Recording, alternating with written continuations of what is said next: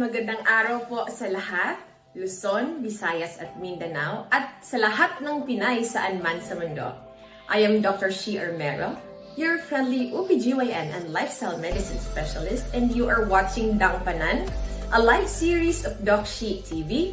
We do this every Saturday at 4 o'clock in the afternoon simultaneously in YouTube Doc Shi TV and in Facebook Dr. Shi Armero OBGYN Lifestyle Clinic. The goal of this program is to give education in various social media platforms to empower you, Pinays, to take charge of your health through correct and science-based or evidence-based information. DANGPANAN, a Bisaya term for shelter, is chosen to be the name of this program because I want to share this comfort of good education to all of you, my viewers, through a platform that is accessible to all. Welcome to another educational Saturday afternoon. And what's more, you do not just learn, you can also share these blessings to others by giving everyone a chance to win a free online consultation coupon. So invite your friends, your relatives, by typing their names in the chat box or click the share button. And don't forget the hashtag DocShiTV, or in short, hashtag DDSTV. If this is your first time watching, don't forget to click that follow button at Dr. Shi Armero OBGYN Lifestyle Clinic Facebook page, or click that subscribe button in YouTube Doc Shi TV, and don't forget to click that notification bell for you to be notified on future videos. Hello, good afternoon, good morning, good evening sa lahat ng nanonood. Okay, it's Saturday once again and we are thanking God for another opportunity of learning. Kumusta po, Kaylee Chat, from where you are watching with us right now? Send us some greeting of hi, hello, good afternoon, good day. Once again, we are here in DANGPANAN and today we are going to give away 4 free online consultation coupons. So for those who won the online consultation coupons last week, yung mga nanalo, congratulations. Sana'y may 4 na naman today na manalo. Okay, so I know you're all excited for Tama o Mali. From where are you watching? Please let us know. Tagasan ba? From where are you po? Yes, hello, good afternoon, Ma'am Lina. Ay, thank you for watching. Ma'am Lynn, I miss you already. Hi, Sis Dimple. Good afternoon from Talisay. Thank you again for being with us. We also have, hello, GBs Villacorta. Hello. Thank you for watching. Hi, Jel. Regards to Mayan and Tad. Thank you for being with us this afternoon. Okay, I hope that this afternoon session will be very educational for all of you. I would like to, encourage you to stay with us. This will be a lengthy afternoon discussion because pang make-up na ito, no? Wala tayong DANGPANAN next week because next Saturday is Black Saturday. So to observe the season of Lent, we are not having our DANGPANAN session. Okay, we are not having our DANGPANAN session because we will stay inside our homes, we pray, because it's Black Saturday. So next Saturday, after the Black Saturday, will be April 10. We will have a new guest. So may bago na tayong invited guest, hindi lang ako, ano? So the father of Philippine College of Lifestyle Medicine will be with us, Dr. Johan Manyes. He's a very busy guy, but he never said no. Pag-invite ko talaga, he said, even on a Sabbath, it's ethical for a doctor to work because I told him that this is an opportunity for us to be educating you, especially the modern Filipinas. So please be with us next Saturday because he will be teaching us some practical tips on how to fight against COVID, the scientific and research-based approaches. So let's get hello, Auntie Rena is with us from Bohol with love. I love you. I miss you all. Okay, Auntie, Auntie Becky, God bless you too, Auntie. Thank you for your support. Ate Jeannie also from the land of chocolatiers. Okay. Once again, I am Dr. Shi Halad Armero. Dapat daw hindi mawala ang halad. Okay. Thank you, ate. Thank you for being with us. So I know you're all excited for the Tama o Mali segment, which you will again air after our videos will be or what after our videos are done. So pagkatapos nito, alam kong mahaba ito, please type in if you have questions along the way. You can type in the chat box. I can see all of it. So do not hesitate to type in your questions because in a while we will be featuring our our guests. We have invited guests. Hello, Pa. Thank you very much for being with us live this afternoon. Okay, Loy Halad is my father. They are watching from Bohol. Thank you very much for being with us. Okay, I think we are ready to roll our video on.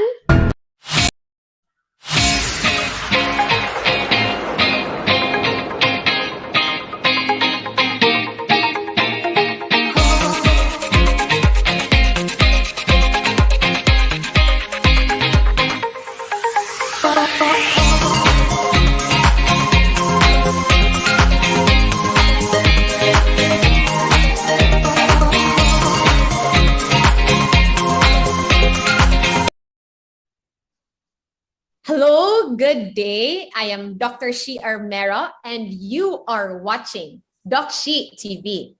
This afternoon, we have a very special guest, one of my idol, my mentor, the Regional Director of Asia and Oceania of Human Life International, and the advisor of the organization where I belong, Doctors for Life. Ladies and gentlemen, welcome Dr. Ligaya Acosta. Tita Ligaya, thank you for gracing this episode of DANGPANAN with us. I know how busy you are and still you take time to be with us today. Say hello to our audience. Hello, everybody. I'm so happy to be here. Now it's the other way around. Dr. Shi is now my idol. I remember her as a small little girl, always asking so many questions and always with her mom and dad in all the seminars of Human Life International. And we see the fruit and we are so proud and grateful to the Lord. And of course, I'd like to say thanks to the Lord and thank you to Dr. and Dr. Shawnee for raising she so well.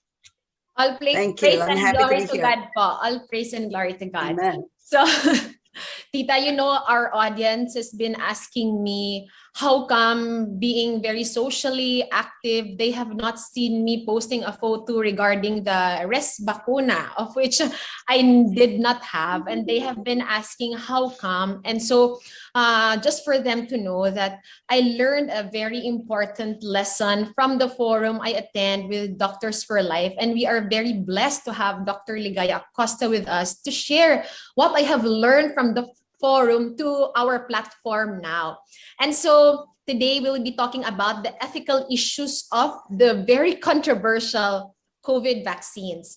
Dr. Acosta, can you please enlighten our viewers on the facts of, especially because they see me very active, moving against abortion. I have been posting it in my page.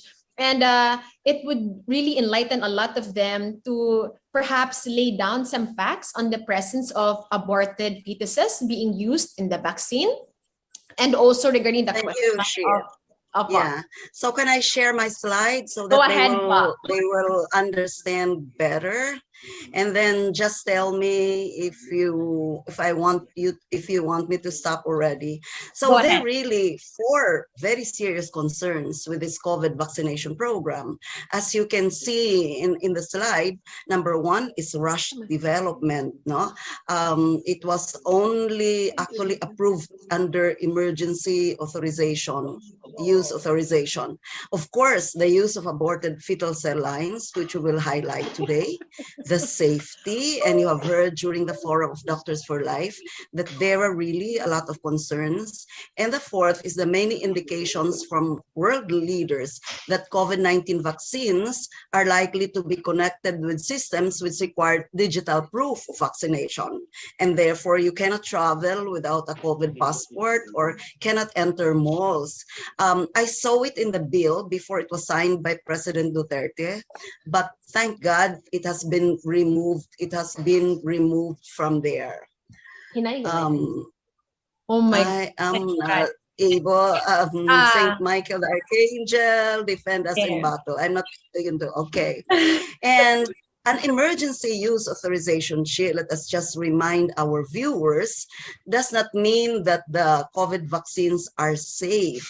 According to the Food and Drug Administration of the United States of America, in the event of emergency use authorization, it would still be considered unapproved and would continue to be under further investigation. Therefore, a person who receives COVID-19 vaccines authorized for emergency use is really just like a guinea pig or a human research subject.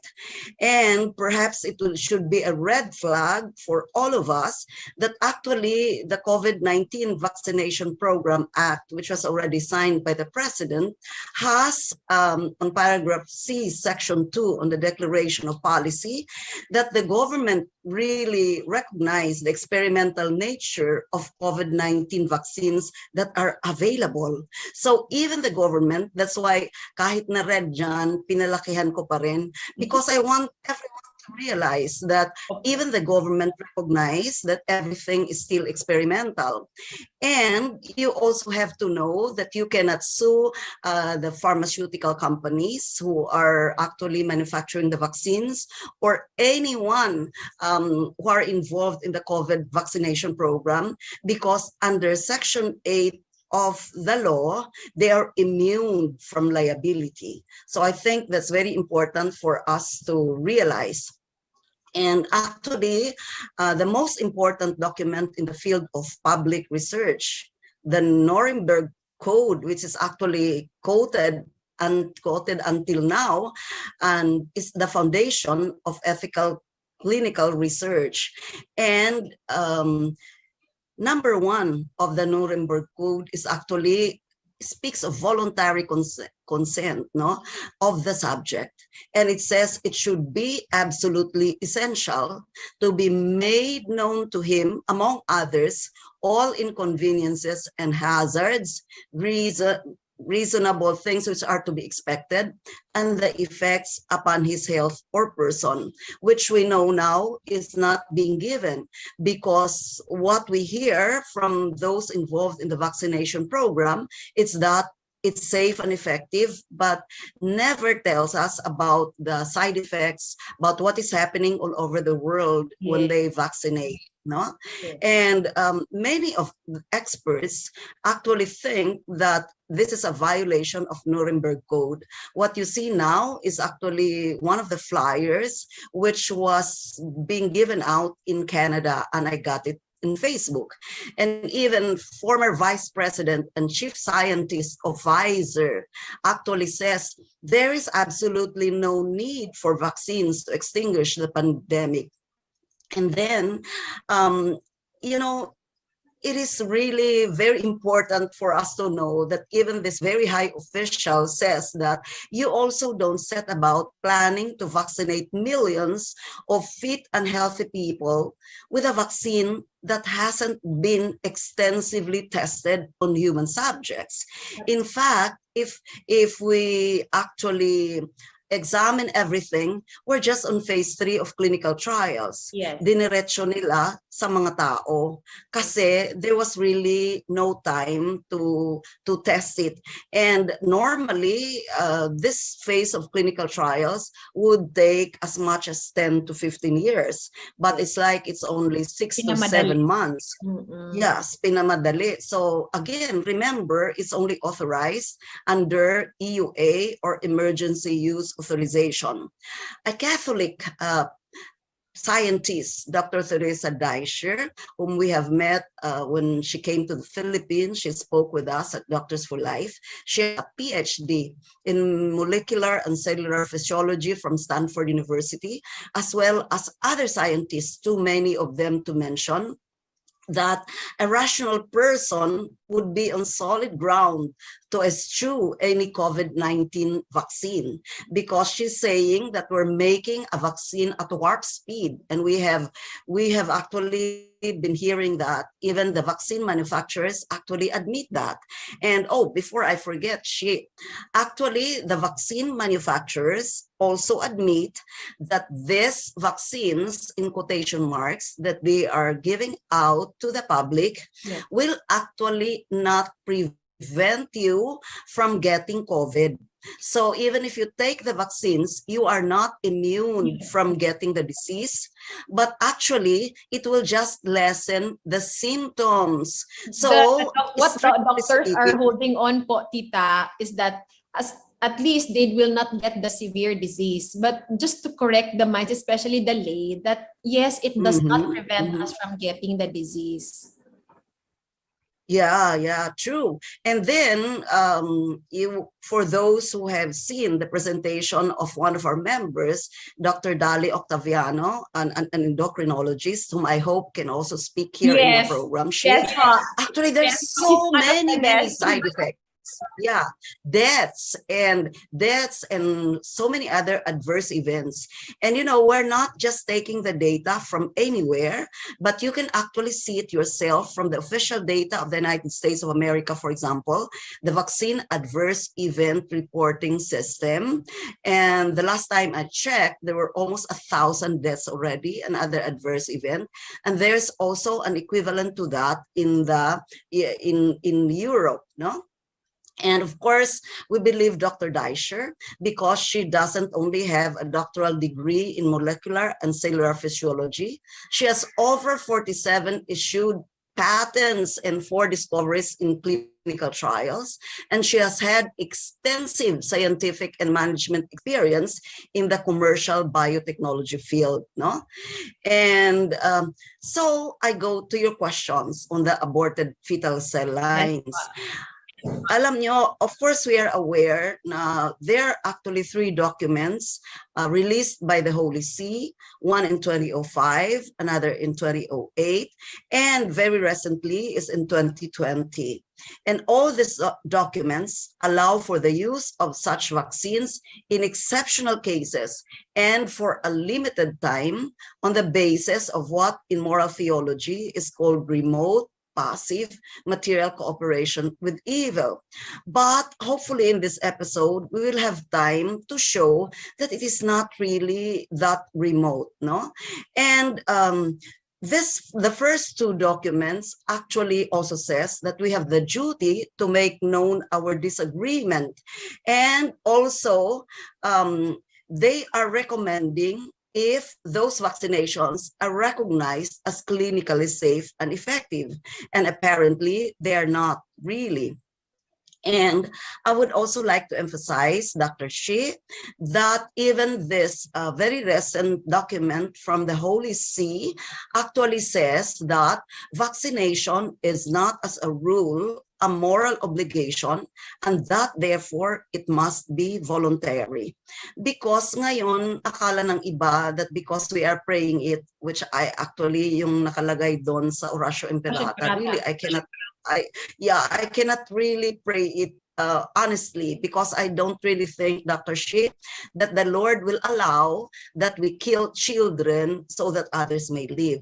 We know very well that the teachings of the church is very, very clear that the dignity of human persons, of human beings, from conception to natural death is equal, so that you cannot kill a human being for others to live. That is actually very clear. Yeah. And in fact, in the documents that this recent document of the Holy See is actually quoting, it is called Dignitas Personae, or on the dignity of the human person on certain bioethical questions. On paragraph 35, it says, when the illicit action is endorsed by the laws, which regulate healthcare and scientific research, illicit action, like for example, abortion, which has been many times over called by the church as a most abominable crime because it violates the inherent dignity of a human being and the inviolability of human life.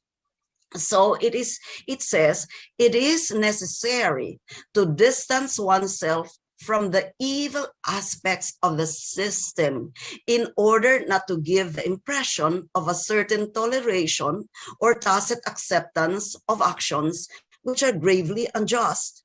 And it says further, any appearance of acceptance would in fact contribute to the growing indifference to, if not the approval of, such actions in certain medical and political circles. Dr. Shi, we know the law of supply and demand. So therefore, if people around the world will actually have a great demand, as it is now being marketed as the solution to this COVID pandemic, then of course we are encouraging the vaccine manufacturers to continue killing our babies, to use their fetal cells, their organs in the manufacture of vaccines, right? Yes. And the Catechism of the Catholic Church, 2268 on intentional homicide, is also very clear. It says that the fifth commandment actually forbids direct and intentional killing as gravely sinful. And the murderer and those who cooperate voluntarily in murder commit a sin that cries out to heaven for vengeance. That's how terrible abortion, the sin of abortion is. And it also says that concern for eugenics or public health cannot justify any murder, even if commanded by public authority. I think that is very, very powerful. And I would also like to quote another document, Dr. Shi, Christi Fidelis slide sheet, paragraph 38. This was issued by Saint Pope John Paul II. It actually says, and I think this is really, really very powerful, the inviolability of the person, which is a reflection of the absolute inviolability of God, finds its primary and fundamental expression in the inviolability of human life. And he says further, above all, the common outcry, which is justly made on behalf of human rights, for example, the right to health, is false and illusory if the right to life, which is the most basic and fundamental right, and the condition for all other personal rights, is not defended with maximum determination. Us at Doctors for Life, as well as many others around the world, believe that using vaccines made from the cells of murdered unborn children contradicts a maximum determination to defend the unborn life. And I would like to recall that in a weekly audience at St. Peter's Square, which was in October 2018, our beloved Pope Francis said, "How can an act which terminates a budding life, innocent and defenseless, be therapeutic, civilized, or simply human?" He said abortion is not the lesser of two evils. It is a crime. He says very powerfully, it is to throw someone out in order to save another. And again, I would like to repeat what I said earlier. We cannot kill another human being in order to let other human beings live, no? So in fact, he compared abortion to mafia. So he says it is a crime. It is an absolute evil, no? So now it is very, very sad, Dr. Shi, that you cannot just kill a dog or you cannot just cut a tree because you will go to prison for it. That's But true. we can kill Yeah, Human! but we can kill a human being, no? Di ba anong nangyayari sa mundo? So, how can the Lord heal the world when in fact the solution that we are giving is actually killing unborn babies in the womb? Yes. So it is very clear, the Catholic Church proclaims that human life is sacred. The dignity of the human person is the foundation of a moral vision for society. It is the foundation. This belief is the foundation of all the principles of our social teaching. And in our society, human life is under attack from abortion and euthanasia. And the United States Conference of Catholic Bishops really says it very powerfully in this statement. And the value of human life, it says, is being threatened by cloning, embryonic stem cell research. No, so it is very clear. And the use of fetal cells in vaccine actually contradicts this. And Pope Francis also says in his encyclical Laudato Si that when we fail to acknowledge as part of reality the worth of a human embryo, it becomes difficult to hear the cry of nature itself. No, so these are all very, very powerful, powerful statements from the church. And now I would like to, can I move on now, Dr. Shi? Go I ahead, would like Doc. now, yeah, thank you so much. So I would like now to show proofs. Actually, we have a lot, Dr. Shi, of documents, Please but share. because our time, because our time is very short, I would like to share two. One of that is Dr. Stanley Plotkin's 9-hour video deposition, which is actually very important because Dr. Stanley Plotkin is considered the godfather of vaccines. He was also the one who first started the use of human diploid cells. Pag sinabi po nating human diploid cells, I would like to stress that because many health workers don't even realize that when we say human diploid cells, they are actually cells coming from aborted babies, no? Let's say it in plain and simple terms, and it's just horrific. And if you want to watch this 9-hour deposition, I am actually placing here the link by which you can access that deposition. I would like to say that Dr. Plotkin was actually called to answer questions from a lawyer who was defending the right of a mother who refused to vaccinate her child due to concerns about the ingredients in the vaccines. No? First, Dr. Stanley Plotkin attempts to conceal the fact that hundreds, if not thousands, of babies were aborted in the process of bringing vaccines to the market. So, tinabunan muna niya. He tried to hide it, no? Pero alam niyo ang nangyari, Dr. Shi, yung abogado handed Dr. Plotkin a published study with Dr. Plotkin himself as the author. And the study used over 70 aborted babies. And after numerous clarifications, Dr. Plotkin is forced to admit that indeed, totoo, yes, that was related to his work with vaccines, no? Magaling ang lawyer if po. And if people will watch and listen very attentively to what he is saying, he actually reveals other grotesque aspects of the abortion linked to the vaccine. That the children, first of all, aborted were not disabled babies who were likely to die in the womb anyway.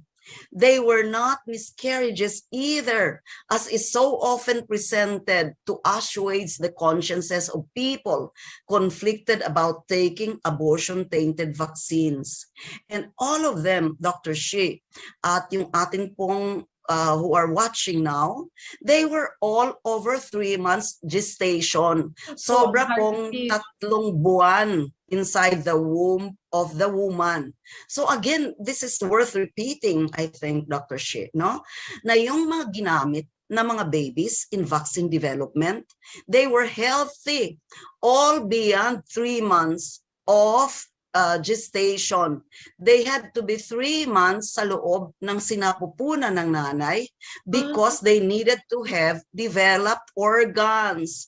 Kasi hinaharvest nga nila yung pituitary glands, the unborn children's lungs, their skin, their kidneys, spleen, hearts, tongues, eyes. Alam niyo po, ganito po, no? Dr. Shea, you have seen this since you were little. So this is actually a fetal model of a 10-week-old baby. Kasi alam natin na even the mother knows that she's pregnant at 3 weeks from conception, the heart of the baby is already beating. So this is just a 10-week-old baby. At nakita nyo na po na kumpleto na lahat yung kanyang organs. And of course, as I was saying earlier, the heart of the baby is beating.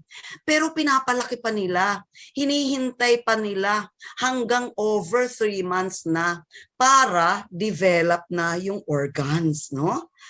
Alam mo, Dr. Shi, this is so sickening, really. Kasi tingnan po natin, no?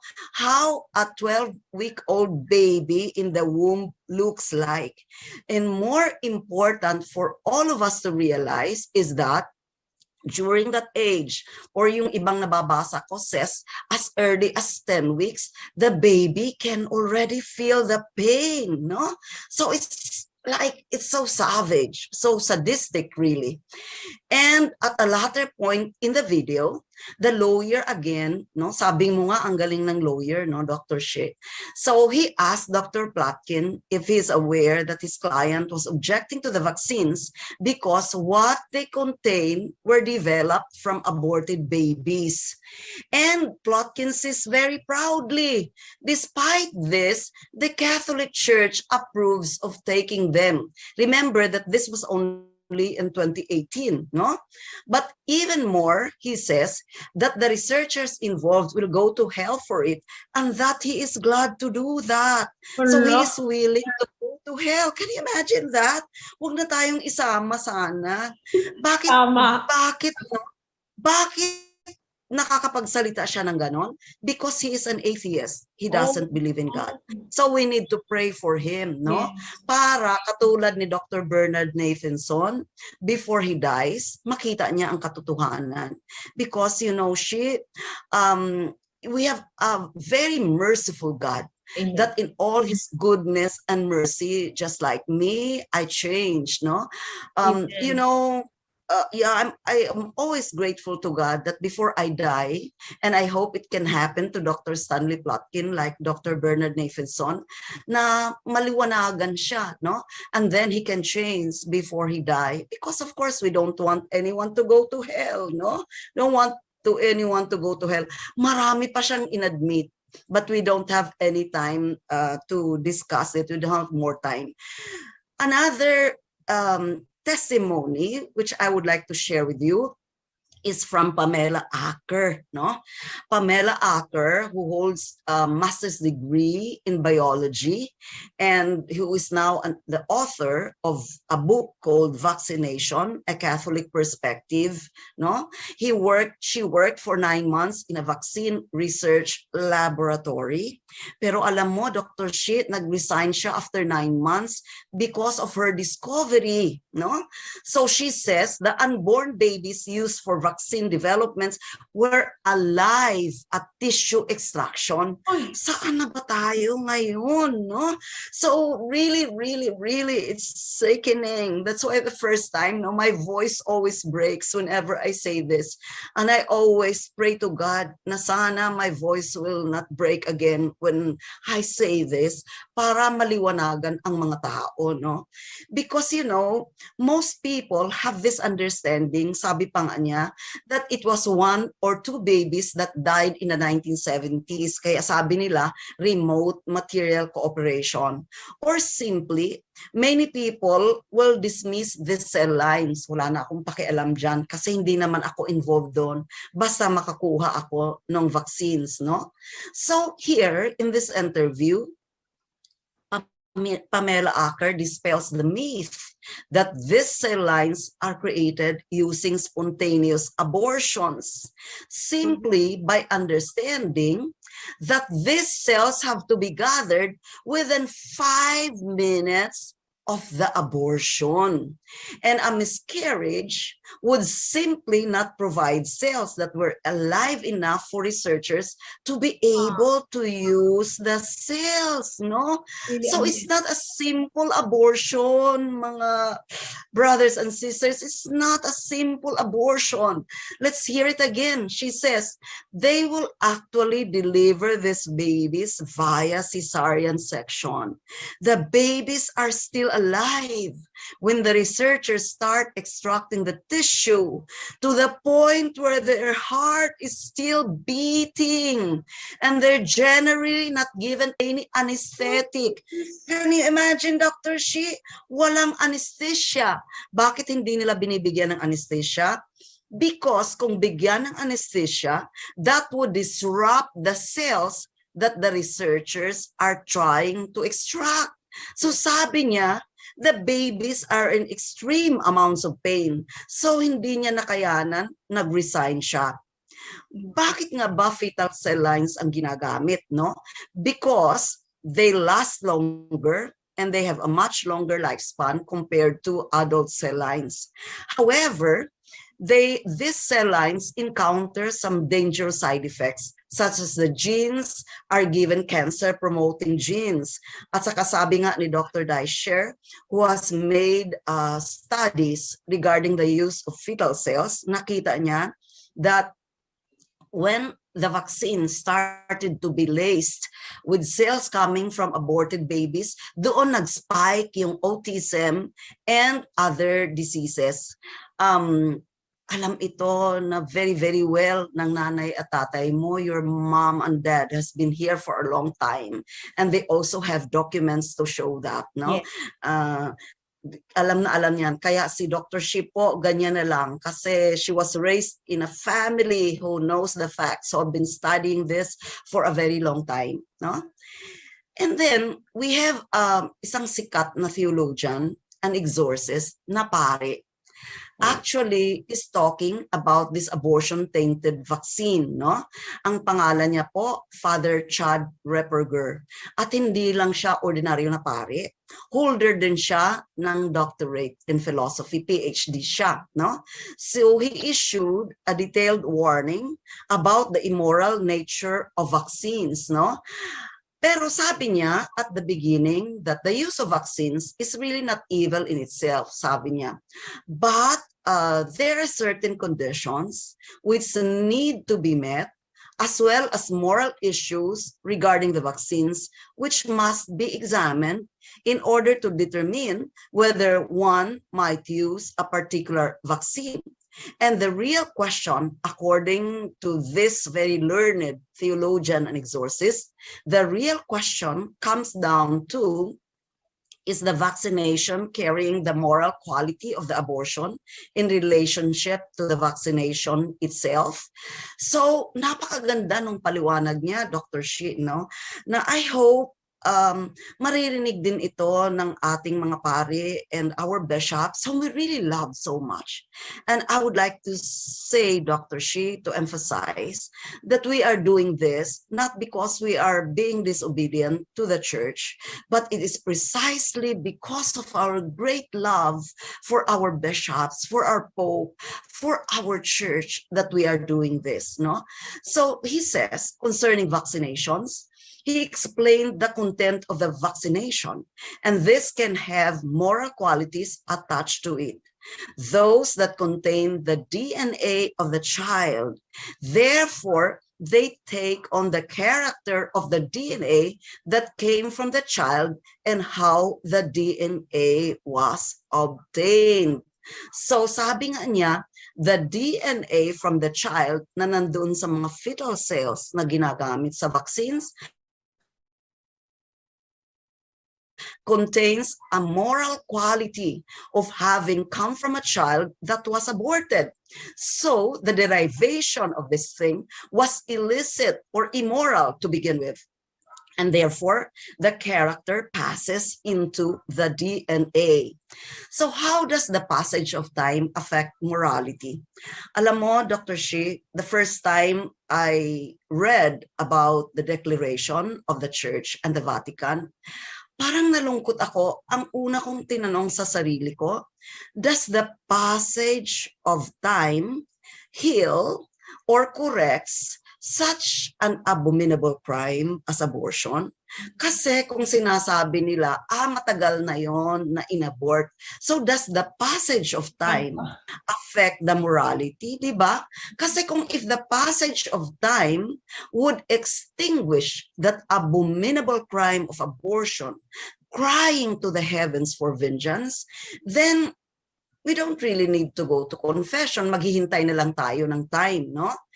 Pero alam mo, si Father Reperger, who is actually Father Dr. Reperger, sabi niya, sometimes you'll get people who think, well, it's just a circumstance. What I intend and what I think I'm doing is okay.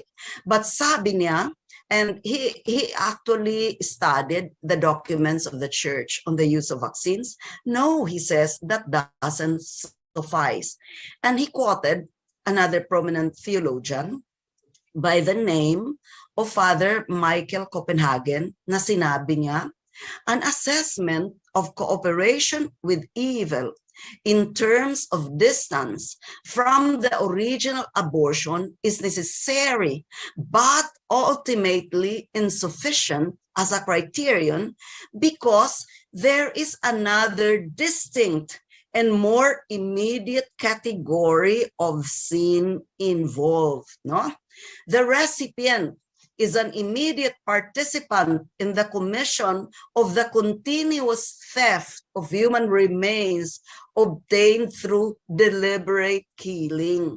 Kasi alam nyo, they're trying to put a bomb on our conscience, no? Na matagal na, hindi nga natin alam kung inabort ba yan for vaccine development. You have heard that, Dr. Shi, right? Yes. So ngayon, alam na natin from testimonies of those who have been working with vaccine development na it is really deliberate kasi nga within 5 minutes from the abortion, they need to harvest the baby parts which they are going to use to test the vaccines or to include as ingredient in the vaccine, no? So sabi ng dalawang magagaling na pare na ito, their desecration through exploitation and trafficking, as well as ultimate omission to respectfully burying them. So sabi niya, using vaccinations thus connected to abortion is ongoing theft, no? Ongoing theft. And the only way to restore the order of justice is you've got to bury the aborted fetal lines. That's the only way, he says, because you've got to return them back to God. And napakaganda pa ng kanilang sinasabi, no?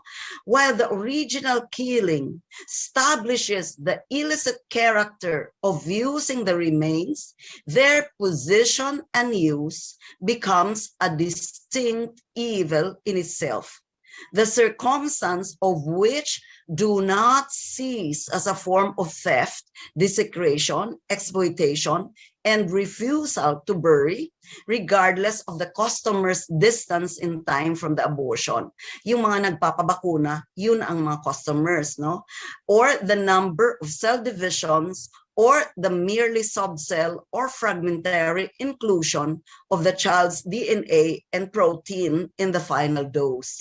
The quality from the original abortion, even though abortion is distant in time and even in physical effect, the fact of the matter is that the physicality of using the aborted derived DNA from the child renders the vaccination, even today, from a moral perspective, sufficiently proximate to the evil of abortion. No?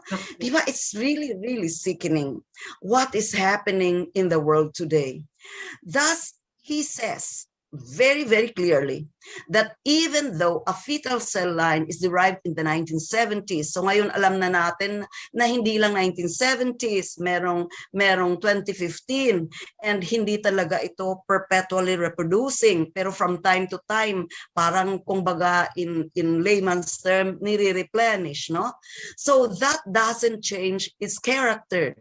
The quality of the object remains the same. That is, it's an aborted fetal cell line, a part of the body belonging to a child, which was robbed from him by murder. So it is still part of his remains. And in the case of the aborted fetal tissue, the fact that it's replicated from that means it's still a part of his body. And in the end, and that's why even though it happened in the past, it does not change the moral character of using the lines until now. Any usage of such cell lines is consequently done illicitly, according to these two theologians, no? So really, there's so many things that people need to understand. So perhaps, Dr. Shi, this is a good quotation from the Bible to inspire us, no? Be simple as children of God, without reproach in the midst of a depraved and perverse generation, in which you must shine like lights in the world. And that's what you are doing, Dr. Shi. Your parents, you are all lights in the world. Yes. Go ahead, Dr. Shi. Yes po. I just realized regarding the spontaneous abortion na they are saying that it's spontaneous but they have to harvest in 5 minutes. Para kang nagpapagawa ng medical certificate kasi lalagnatin ako bukas. Para siyang ganon, ano? So parang natawa ako. Ganon yan. Yeah, really, really. There's a lot of deception because, you know, they are trying to hide this fact from us. Kaya nga, in the world today, Dr. Shea, I'm saying this in my talk, Protection of Human Life. You know, the mainstream media and those in the abortion industry, they have actually succeeded in anesthetizing our thoughts. So they talk of abortion na hindi nila sasabihin na we are actually killing children. So that's why they call it reproductive health care. Even if it's not about the health of our reproductive system, but it is actually killing the means of reproduction, or they call abortion as compassionate health care, even if it's a violent act where you rip the babies piece by piece from the womb.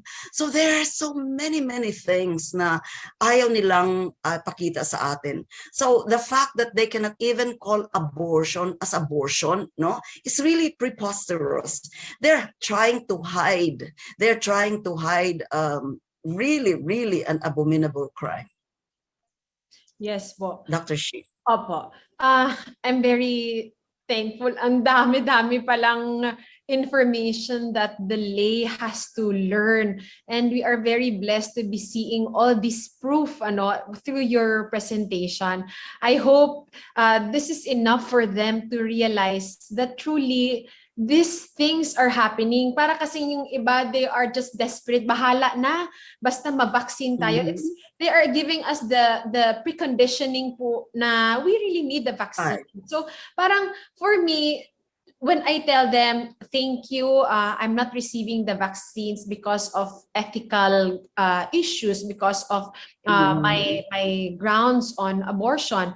Now they are parang, I think they're aware because hindi na ganun yung, paano ko masabi, hindi na ganun yung stigma, hindi na ganun yung prejudice ng mga tao na ano ba itong religion niya, bakit ganyan ka-righteous, no? I'm just happy to be having this reaction from them that perhaps we are doing our job kasi it's a information dissemination. If the other side is being able to desensitize us with all this bad information, and we are just very blessed to be in a society, in a group that gives us inspiration, not to be confident, telling the world that this is happening, we can do this together. Because if we will be aware that this is happening, those that are also on our side will be brave enough to refuse, because they will already know that this is true. We have researches, we have proofs to back up these claims. This is not just anecdotal, this is not just hearsay. And so I hope that this will give them strength po na we have doctors for life to help them. We have doctors in the field, lawyers, PhD, lahat kompleto, no? That can help them. For our before we end, what would you like to say to our viewers po, especially for those who are really needing more enlightenment? Where can they approach? If they can email, or how can they communicate to you? They can actually communicate through you. Kasi ngayon, you are giving your number, and then you know very well that I'm just a text away. No, they can contact you, they can contact your parents, and then masasabi na sa atin. No, so before we close, I would like to give them something to ponder, no? Isipin natin kasi yung isang taon na lockdown na hindi nakakalabas, at saka yung fear mongering parang nakaapekto na sa ating lahat, no? So isipin natin, parang fear factor, hindi na natin iniisip na kahit sinasabi ng mga drug manufacturers na this is not going to protect you from COVID, parang hindi na nila naiisip yon. Ang iniisip na lang nila, pag mabakunahan ako, kuwan na, no? Pwede na tayong makalabas, siguro I can take out this mask. Pero hindi, anong sinasabi sa atin? Kahit nabakunahan ka na, you still have to wear your mask. Sabi nga ni Dr. Fauci sa Amerika, 3 mask ang kailangan. You still have to socially distance and everything. So siguro, isipin natin, tunay ba talagang walang alternative? Alam natin meron, no? Why did murder-based technology emerge in medicine, whose purpose is to bring life and health? That's true. Biomedical research that exploits the innocent unborn and uses their bodies as raw materials for the purpose of vaccines seems more akin to cannibalism than medicine. Di ba nga sa medicine, Dr. Shi, ang unang principle is, sabi nga sa Latin, primum non nocere, or first do no harm. And so we also ought to consider that for some in the biomedical industry, the cell lines of unborn children are just a product, no? Kaya sabi mo nga siya, hindi na nila nakikita yon. And the abortionists and vaccine manufacturers are just the suppliers. And then yung nagpapabakuna, they're just the consumers, no? So ano nangyayari sa mundo? Parang we are relying on a technology based on murder, which is actually rooted in hopelessness and ends in despair. So we must resist that there is no alternative. On the contrary, we must proceed with the hope and conviction that alternatives exist, and there are alternatives that exist, and that human ingenuity with the help of God can discover them. This is the only way, according to some 6 brave bishops, to pass from darkness to light. So, kailangan i-consider natin to, no? Tanungin natin, bago tayo magpabakuna, no? Ito yung mga tanong, it's just really so sickening. So thank you so much, Dr. Shi, for having me today. I appreciate your program. Oh, I and should please thank know you. that forever I will keep you in our prayers. We're so proud of you. Thank you po. I mean, this is just to emphasize that we are not talking about the vaccine as being evil in itself. Again, we have moral alternatives on all these. In fact, those vaccines tainted with fetal cells has an alternative without aborted fetal cells. And if you ask me again, I But perhaps they're still coming, opo, Dr. Shi. opo. But for the others, for there are several other vaccines, just the COVID vaccine. If they would just like to ask, there are those not tainted with fetal cell lines. And so I told one of the human resource of one of the institutions I'm connected that even when my life depends on that vaccine, I would rather die than receive that, because I know a lot more has died just to produce that one single vial of vaccine. Thank you very much from the I'm so bottom of very my heart touched with that. for all your efforts, for all the efforts that you do in the service of God. Thank you very much po. May God be glorified in everything we do. Daghang salamat sa Daghang inyong tanan. salamat. Okay. Once again, ladies and gentlemen, our guest, Dr. Ligaya Acosta, and I am Dr. Shi Armero, your friendly OBGYN and lifestyle medicine specialist.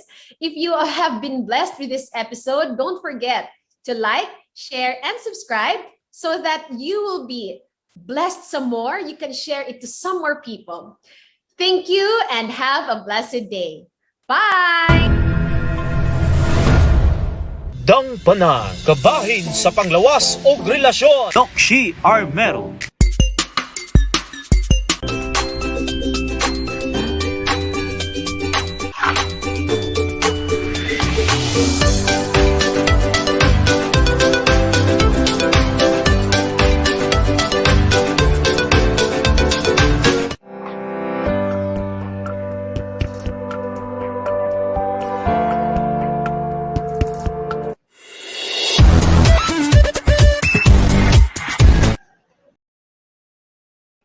Hello. So it was still the first part. It was already very heavy. Yes, that's right. It was still the first part because, as I said earlier, supposedly this is a 2 episode, but since it's Black Saturday, next Saturday, there will be no Dangpanan live series by April 4, 3, April 3. Wala po, because it's Black Saturday. And so it is yet the first part. I know it was heavy, but thank you for staying. I would just like to greet those na nakaabot. Yes, I know. Hello po, Ma'am Miraflor Montevirgen from Davao City. Thank you very much again for being with us. Dr. Morata, thank you for watching our episode this afternoon. La Vida, yes, Donna, late, pero wag mag-alala. First part pa lang yan. There are still more that you will be learning in this episode. Dr. JMR, Joe Marte. Thank you, Dr. Te, for being with us also from PGH Dormitory. Ayan, sana magaling na yung Tagalog ko. Okay, so yes, thank you very much for sharing this video. It really means a lot. So before we proceed to the second part, let me invite all of you, if you were following the page, I am endorsing a natural family planning workshop. This is initiated by the couples, Lighten Up Couples core group of Light of Jesus family. If you know Brother Bo Sanchez, he's the founder of the Light of Jesus family. And so as a fundraising activity, we are doing the Natural Family Planning Workshop where I and my husband are the speakers. You can see it. Can we show a banner?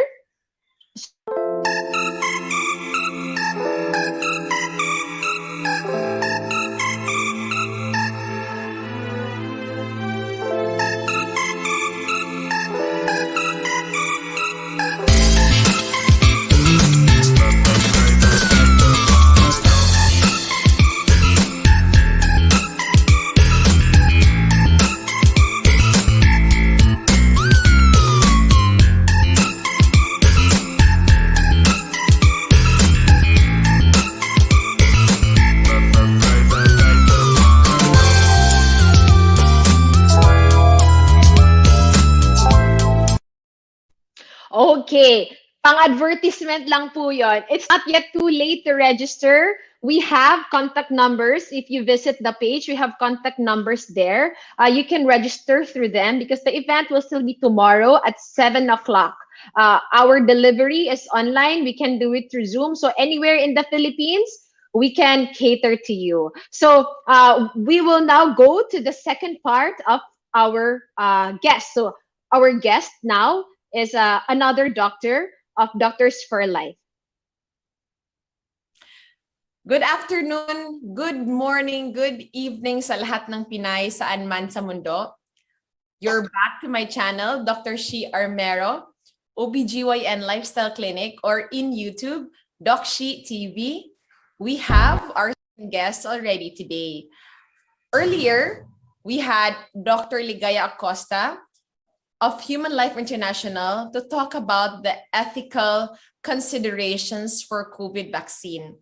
Though I have told you already that the reason of me refusing the vaccine is because of the ethical issues revolving it, for this segment, Dr. Dolly Octaviano of Doctors for Life is with us to further tell us on the side effects of the COVID vaccine.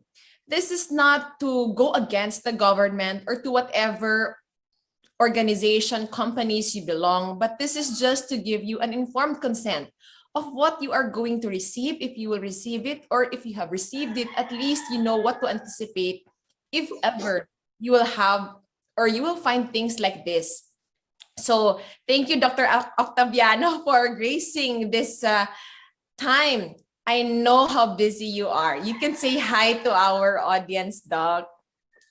Hello, hi to everyone who is watching this video.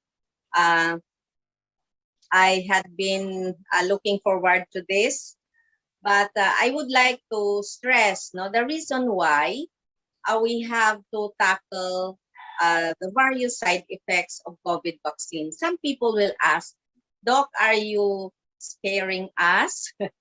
The purpose of showing you the side effects is that in every procedure or in every drug that we present to a patient or anyone for that matter, even though how simple. For example, since I am an endocrinologist, usual for my patients who are hyperthyroid is to present to them the use of thionamides like propylthiouracil, methimazole, or carbimazole. Needed as they are in the control of hyperthyroidism or the excess in thyroid hormone production of a goiter or a goitrous patient, or sometimes some patients are not even goitrous, but they have an extensive, excessive production of that thyroid hormone. These thionamides are not only loaded with benefits, but also loaded with a lot of adverse effects. Yeah. So before I advise my patient to take this, I first educate them. I educate them on what is the benefit. So I tell them the purpose of the use of this propylthiouracil is to reduce the excessive hormone production of your thyroid gland. However, good as our goal is, there are possible adverse effects. I do not say that you will get it, but they are possibilities. And if you ever use this drug, you have to watch out for this side effect. So I tell them, this PTU, propylthiouracil, may cause an allergic reaction. You might have rashes. You might experience pruritus or itchiness, or maybe you might have difficulty in breathing. But worse is what we call the agranulocytosis, in which a patient may develop fever. Together with that fever, there is a focus of infection, usually oropharyngeal infection, and then the white blood cells can go very low. There could be a very low white blood cells concomitantly with a very low neutrophils. So I present it to them and ask them if even with the side effects, they are ready to take the drug and are they ready to monitor. So if they are agreeable to the drug, I start them and I tell them to watch over for whatever side effects. And I give them my phone number and I remind them, it's not that I will be your text mate, but only for urgent problems. So Urgent that concern. is even for very simple medications. how much more? And that is propylthiouracil, carbimazole, methimazole are taken orally. And it is relatively lesser in impact if ever they go into adverse effects. But we're dealing here with a vaccine, and this COVID-19 vaccine is injectable. And as such, when somebody have this inoculated onto their system, if you are injected with a COVID-19 vaccine, the possible side effects can go or may go very fast, especially as far as allergic reaction is concerned. They could be fatal, or maybe you might get the other side effects, which may last for weeks or months or even years. We don't know. But what is very important, why I will be stressing on these adverse effects, is for the purpose of you guiding in your making of your decision. That is what we call informed decision. Nobody should make a decision just knowing the benefit. Yes. I know that the perceived, I will tell it to you, perceived benefit, because this is an experimental drug, as the government had accepted, and that the producer of these vaccines have accepted that this had never been tried before on humanity. So this is an experimental drug. So meaning to say, whatever benefit is perceived, it is just perceived. We still do not have the very concrete information, or data. But of course, because even the benefit is perceived, there are several potential dangers which had been laid down by the Food and Drug Administration, but many are the recorded side effects all throughout the world. So the purpose why we have this is to guide you. If you are after the vaccination, even with just a little benefit and with a lot of possible and even recorded side effects, it will be your decision. The ball is in your hands. But at least, in whatever way, we guided you through. You could not tell us that we hide or we hid the information from you. Yes, at least we did our part as our duty as medical professionals, that we lay down everything to them. So should I start to share the slides? Okay, that's noted here. So we talk about potential and recorded adverse effects of COVID-19 vaccine. Okay, go. So it is very important that before making any decision, we really have to ask ourselves, and we have to take into consideration that the basic reasons why adverse effects of COVID vaccines could be massive and life-threatening, therefore more fearsome, is because of at least just two. Just two. No, I will just give two. There could be more, but I will give two a very important reason why the side effects could be massive and life-threatening. Therefore, number one, this is a vaccine which is experimental in nature. If you took notice of it, if you make a research, previously in the 1950s, coronavirus vaccine was formed for what? Was formed for a respiratory syncytial virus, or the RSV. In the early 2000s, they tried making a coronavirus vaccine against MERS, against SARS. But all of this attempt to really make a coronavirus vaccine was unsuccessful. Why? Because they found out, they started the research. They tried to use these vaccines among animals. So if I can remember it right, in the 1950s, it was started on rabbits. And then they found out that when they inoculated the animals with the vaccine, the development of antibodies was very good. However, both for this RSV and the respiratory syncytial virus and the SARS and MERS, they found out that when they exposed the animals who were vaccinated with corona vaccines to the actual viruses, majority of these animals died. Why? Because there was a great enhancement of the immune system to the point that the antibodies, instead of fighting off the viruses when they were exposed to it, when the body was exposed to it, facilitated the entrance of the viruses to the cells, and then the result was a disease which is very fatal. And for the RSV viruses, most of the animals died. They tried it among school children. Majority of the school children had a fatal response, and majority of them were hospitalized, but at least recorded, as I was reading it through, 2 of the children died.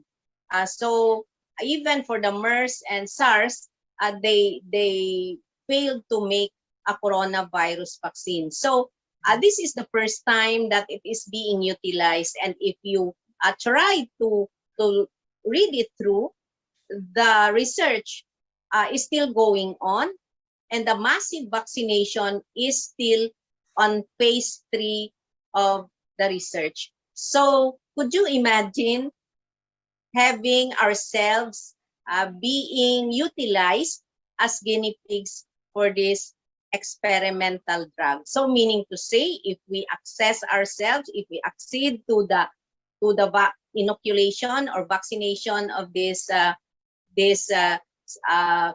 coronavirus vaccine, we allow ourselves to be counted in as one of the guinea pigs. And that is very fearsome. Why? We do not know what will become of us. You do not know what will become of you. You do not know what will be your response, considering that you are still part of the experiment. And we know that massive experimentation, especially like this among human beings, is what? It is immoral. It is immoral to do massive vaccination and almost all of the people all throughout the world. Number 2 reason is that the speed by which this a vaccine was produced up to the actual use was very, very shortcut. Yeah. Usually, we need at least 5 years from the production of the vaccine up to the experimentation and then to its actual use. The minimum time is actually, minimum is 5 years. However, if you took note of this, it was only started as early as May, as late as May, and it was first inoculated among UK, United Kingdom citizens as early as December 8th. So it is just roughly a 7 month, 6 to 7 month duration. And you know, when you talk about something which will have a massive impact, an injection at that, we do not know the impact of the ingredients. The first time that we are using this coronavirus vaccine massively, this is really something which will send a red flag to us, which will make us very cautious. Why? We have to analyze first, pray first, think first, read first, before jumping into a concrete decision. Therefore, we have to be reminded that a majority of these vaccines are what? mRNA and DNA vaccines. No? Even if they are not mRNA or DNA vaccines, there will be foreign genetic materials, because you might say, doctor, the certain vaccines just contain the inactivated virus, but viruses contain what? DNA and RNA. Aside from that, there are aborted fetal cells. So aborted fetal cells themselves will also have mRNA and DNA. So even if there are vaccines which are not primarily mRNA or DNA vaccines, they will also contain foreign genetic materials, not only of the virus itself, but also of the aborted fetal cells. So what will happen to us if these foreign genetic materials suppose will be taken in, or it will affect or cause mutation on certain cells of our body? Very fearsome and very something like almost a holocaust is that if this mutation will affect the sex cells or the germ cells. When this mutation, by the presence of this foreign genetic material, affects the sex cells, the egg cells for females and the sperm cells for males, what will happen is that if ever the fertility of that woman and that man is not affected, and they get married, and both their germ cells are mutated, ladies and gentlemen, we know from basic genetics lectures that just a single cut, just a single entity which is destroyed or disappeared from the usual human sperm and egg cells, the genetic materials, if affected, they can result to alteration in the phenotypic appearance. So meaning to say, if there are any changes, it will no longer, the progeny, the baby which will come out from the fertilization will no longer be the normal human being. And monsters, no, quote unquote, may result from this fertilization or reproductive activity. In layman's term po, Doc, pag naging abnormal na yung sex cells ni mother and ni father, it can produce, of course, an abnormal baby. Yes. Layman speaking, opo. So hindi natin ang nakakatakot, hindi mo alam kung ano maging hitsura niyan. Hindi mo alam kung yung problema or yung abnormality mag-affect kaya sa hitsura ng eyes niya, hitsura ng nose niya. Did you remember the thalidomide babies? Yes. Yung mga opo. So hindi natin alam, and considering that this vaccine use was fast track, we really do not know. We really do not know, because there is not enough time to watch out for what will happen to those individuals. Yung, for example, yung babae at lalaki na nag-receive ng bakuna, in the reproductive years, suppose they are going to get married in the next 2 months. So they receive all these vaccines, and then suppose lang their sex cells were affected. So we do not know what the appearance of their baby will be, no? Hindi natin alam kung anong hitsura niya. Talagang pwedeng maging abnormal, considering na mutated yung genetic materials ng kanilang egg cell ng babae tsaka sperm cell ng asawa, ng lalaki, no?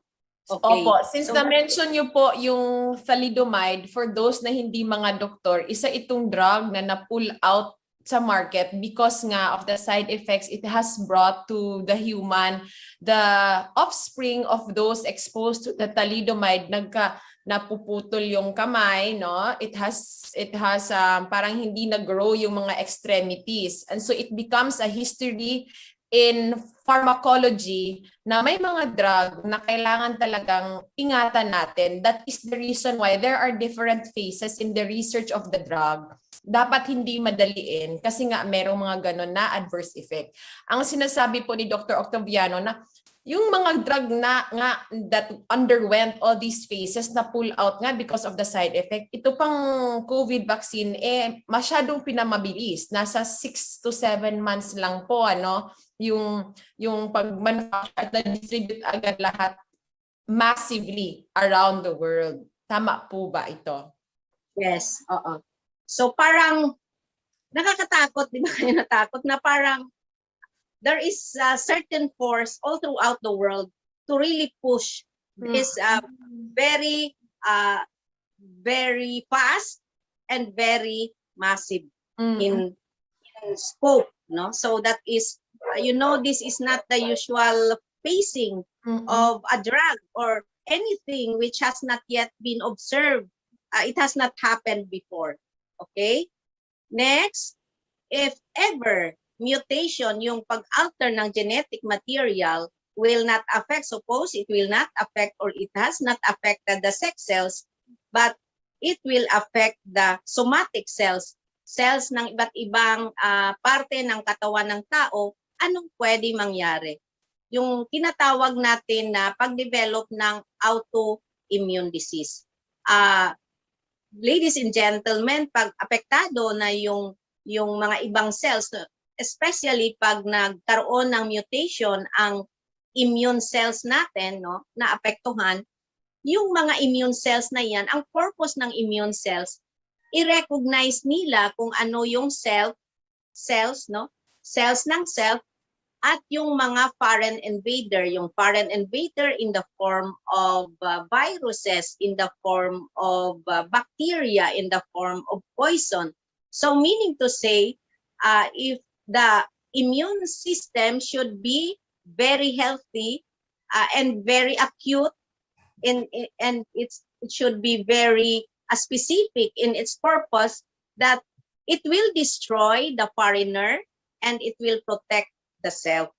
However, pag nagkaroon ng mutation, pag nagkaroon ng autoimmune disease, yung immune system parang naluka-luka, no?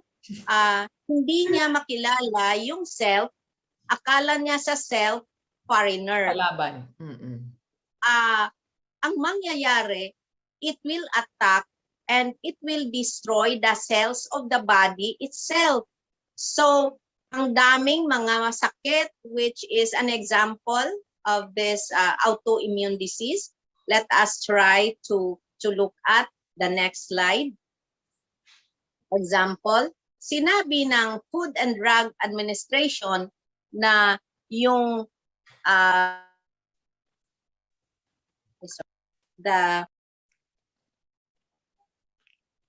okay na? Yes po.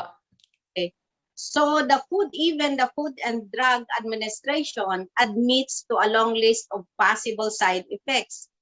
And the first three examples that I will give you are example of autoimmune disease.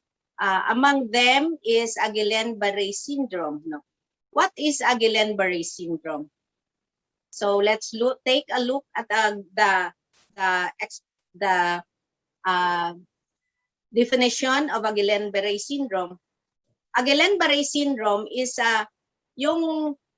it's a kind of a disease in which the nerve cells are being attacked, and the nerve cells the nerve cells attack will start from the nerve cells of the legs, the feet, the legs going up, and then if the cells of the muscles of respiration is attacked, it will result to a certain kind of a respiratory problem.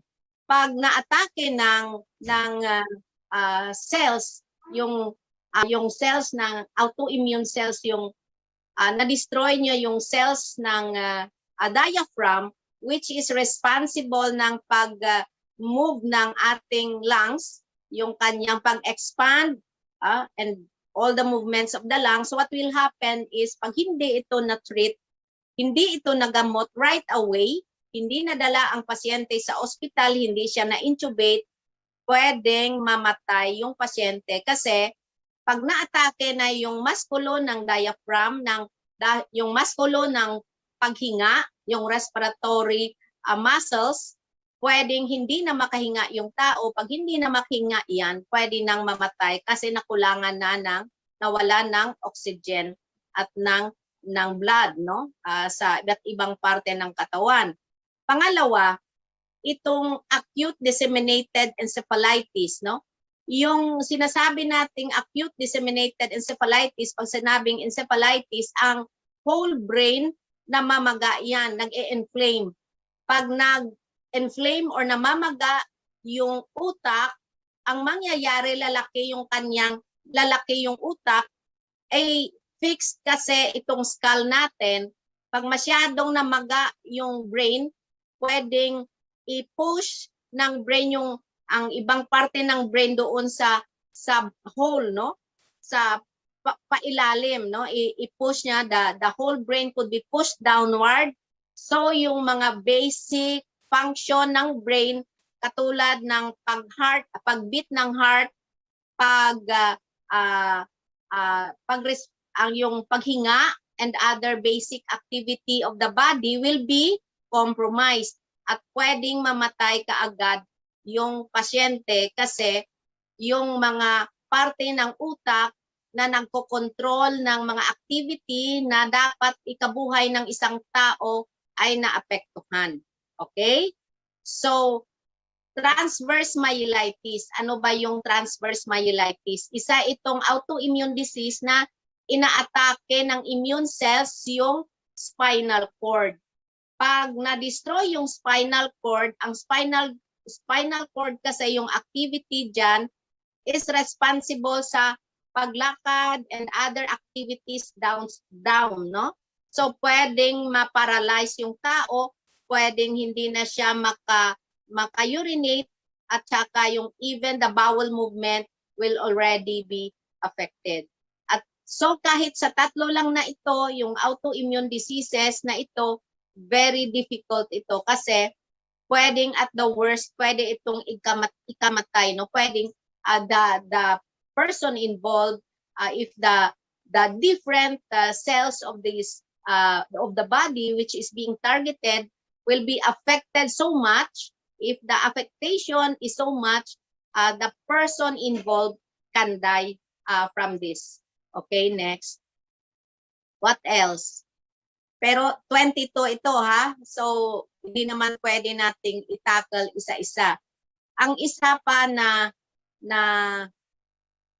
autoimmune disorder, yung sinasabi nating ITP or idiopathic thrombocytopenic purpura, which is a very common autoimmune disorder na epekto ng mga bakuna. Anong nangyayari dito? Idiopathic thrombocytopenic purpura, i-imagine lang ninyo na inaatake yung mga platelet ng dugo, no? Pag bumaba masyado yung platelet sa dugo, kasi ang platelet is responsible for plugging, no? Siya yung nagko-cause ng pag-clot ng blood if there is a wound or a certain blood vessel is ruptured or affected. So, pag nagkaroon tayo ng idiopathic thrombocytopenic purpura, parang nagkaroon tayo ng perpetual na dengue, no? Yung platelet natin masyadong mababa, like this person affected yung kanyang platelet, so nagkaroon ng kaunting mga breaks doon sa capillary niya, so makikita natin na itong nangyayari sa skin niya. Okay, mabuti lang kung nandito lang yung nagbi-bleed. Ang problema, if the bleeding occurs on very vital organs like the brain, pag nagkaroon ng massive bleeding sa brain, pwedeng mamatay yung tao kasi magkaroon siya ng stroke. At pwede siyang maging comatose, pwede siyang mamatay. if the massive bleeding occurs on the heart, pwedeng magkaroon ng cardiac tamponade, yung kung ang bleeding nangyari doon sa space which is covering the heart, pwedeng massive bleeding na yan, it will exert a pressure on the heart at yung heart hindi na makakontract, hindi mabibit na yung heart, pwede nang mamatay yung tao. Okay, at the worst. Okay, next. So, ito yung isang doktor, no? So, if we look at the appearance of this is an OBGYN doctor, Dr. Shi, no? Katribo mo ito. This is a 56-year-old Florida physician who is very, very healthy. Weeks before he got the COVID vaccine, he had a complete workup,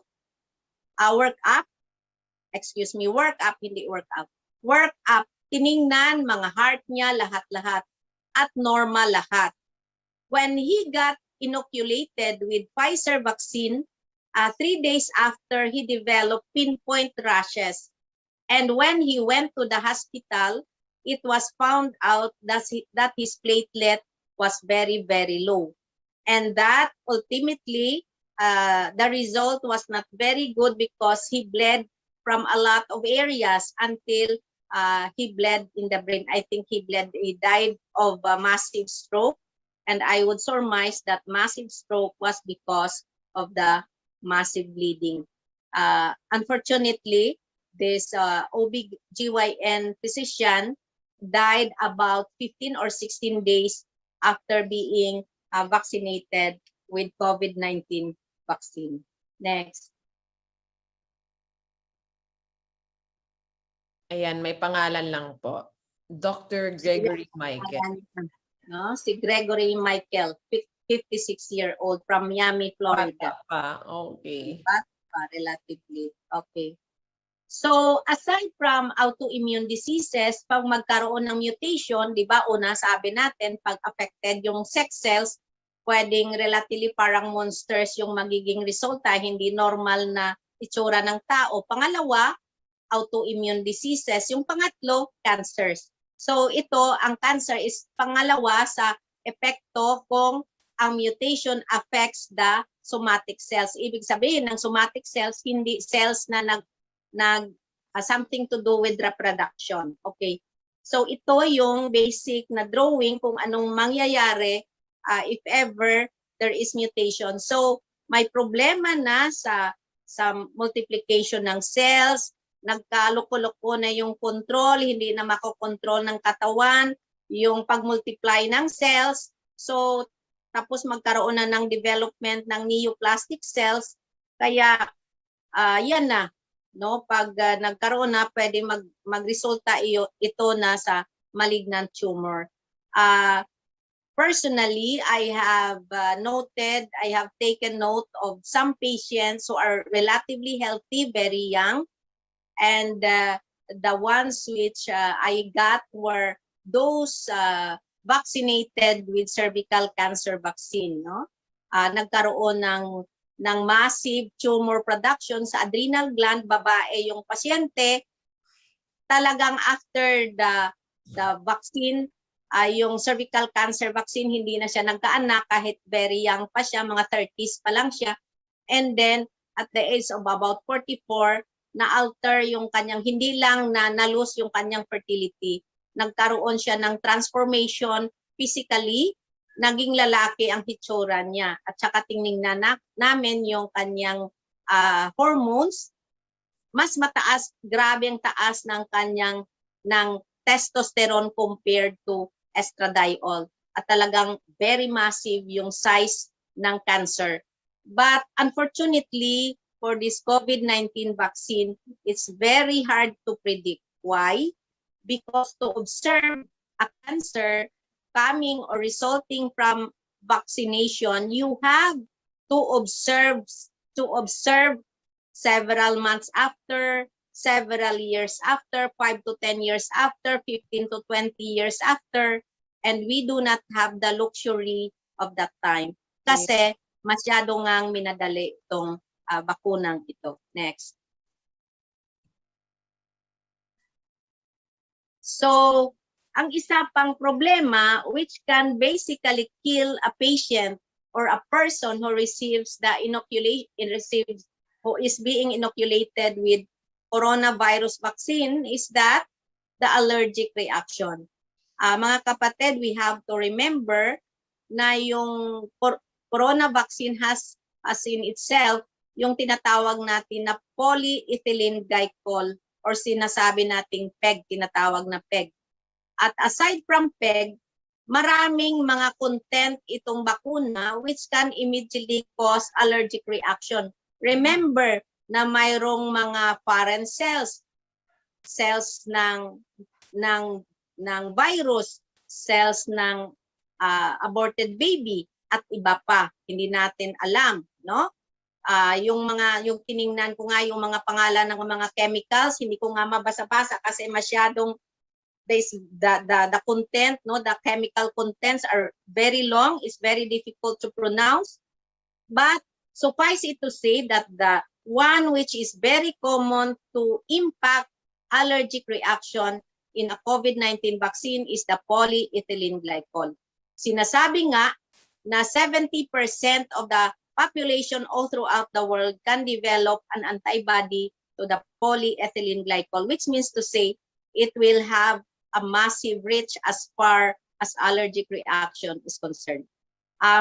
Ladies and gentlemen, bakit tayo natatakot sa allergic reaction? Ay sasabihin natin, allergic reaction lang naman pala eh. So what's the fuss, no? Ladies and gentlemen, pag yung, di ba na-notice ninyo pag kumain sa mga may history ng allergy, pag kumain kayo ng shrimps o kaya kumain kayo ng egg, tapos allergy kayo sa pagkain na yan, magkaroon kayo, di ba, ng rashes, difficulty in breathing. But of course, as far as those which are taken orally are concerned, medyo matagal-tagal ng konti yung response. Eh, how about pag-injectable? Pag-injectable kasi, mga kapatid, it will reach the bloodstream right away, no? Kung whatever is causing the allergy, nandoon na kaagad sa sirkulasyon, sa dugo, no? So what will happen? If that happens, there will be a massive vasodilatation. Anong ibig sabihin ng massive vasodilatation? Ang mga blood vessel, yung passage, yung passageway ng mga dugo natin, yung mga blood vessels natin na nagdadala ng dugo from our heart to the other parts of the body, no? Pwede siyang suddenly mag-enlarge yung kanyang diameter. Pag lumaki yung diametro ng blood vessel, anong mangyayari niyan? Pag masyadong lumaki yan, bababa suddenly yung ating blood pressure. Pwedeng blood pressure natin from 120/80, pupunta yan sa 80/40, 60/30, or maybe to the point of 30/0. So anong mangyari pag sudden drop in blood pressure? Ladies and gentlemen, yung circulating blood is the one which sustains life of the brain, life of the heart, life of all parts of the body. Ang pinaka-critical, yung utak, tsaka yung heart, kidneys, and others. So, pag masyadong sudden yung drop ng blood pressure, pwedeng mawalan ng malay yung tao kaagad. Kasi, pag sudden yan, wala kaagad oxygen yung utak, walang nutrients, ang mangyari, pwedeng magkaroon ng syncope, syncopal attack, mawalan ng malay yung tao, or magkaroon siya ng tinatawag na convulsion or seizures, or sometimes he can suddenly go into coma, at especially pag affected na rin yung heart, the heart may refuse to, may lead to what? Yung pag-beat ng heart will be affected na pwedeng hindi na siya mag-beat at pwede nang mamatay yung tao. And that is a very dangerous. Kaya yung mga tao na magkaroon ng COVID-19 vaccination, ino-observe muna ng 15 minutes. Kaya lang, yung may sinasabi tayo, may mga tao kasi na they are late in responding in this allergic reaction. Sometimes it will not happen within the 15 minutes. It will happen after 45 minutes, and it is very dangerous kung umuwi na yung tao tapos doon sa sasakyan o Saka nagtatravel, lakad na siya, suddenly bumaba yung kanyang blood pressure, no? So it is very dangerous. Opo. In fact nga po, in one of the institutions where I am connected, kung saan the frontliners were given the vaccine, may allergologist talaga pong naka-duty. Nag-take turn sila because it is an accepted fact nga talaga ngang may ganitong reaction. Ang tanong po, paano kung hindi sila frontliner, doon lang sa kumpanya nila? May allergologist ba kaya silang kasama doon during the vaccination, ano? So, delikado po talaga. Kasi, ang isa pa, pwedeng, aside from the sudden drop ng blood pressure, pwedeng mag-constrict or magko-close yung passageway oxygen ng hangin, yung mga respiratory passageway, yung bronchus, yung lahat-lahat na passage ng oxygen from the outside to the lungs, and paglabas ng carbon dioxide from the lungs to the outside. Pag ganyan, wala na ngang blood pressure, wala pang oxygen, talagang delikado, no? And what is also dangerous is that pwede kasing wala siyang actual allergic kaagad, no? Pwedeng later pa, yung parang sinasabi nating delayed reaction. So, nakakatakot yan kasi, for example, sabi mo nga, not all centers na binabakunahan yung mga tao, may nagbabantay na doktor, na allergologist, o kahit na lang resident. Paano kung wala? Nagkaroon ng adverse reaction. Nakakatakot talaga. Next. Okay. So ito yung lista ng mga allergic reaction, including anaphylaxis doon sa pagbigay nila ng Pfizer sa Amerika, no? From December 14 to 23, 2020. Okay? Next.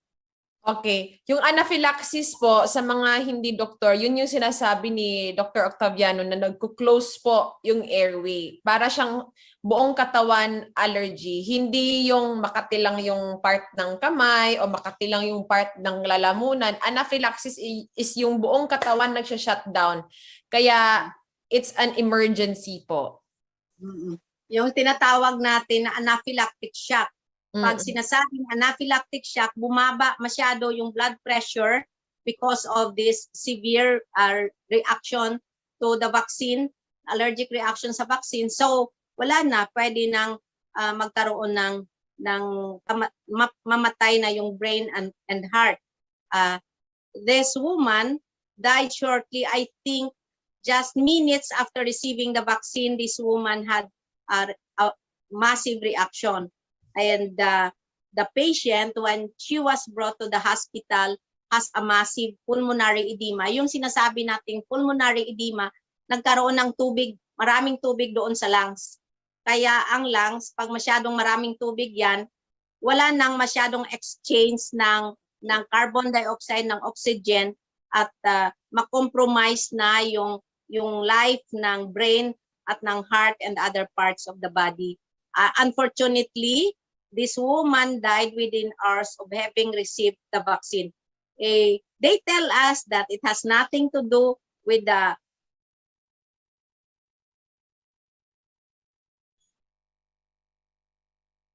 Doc?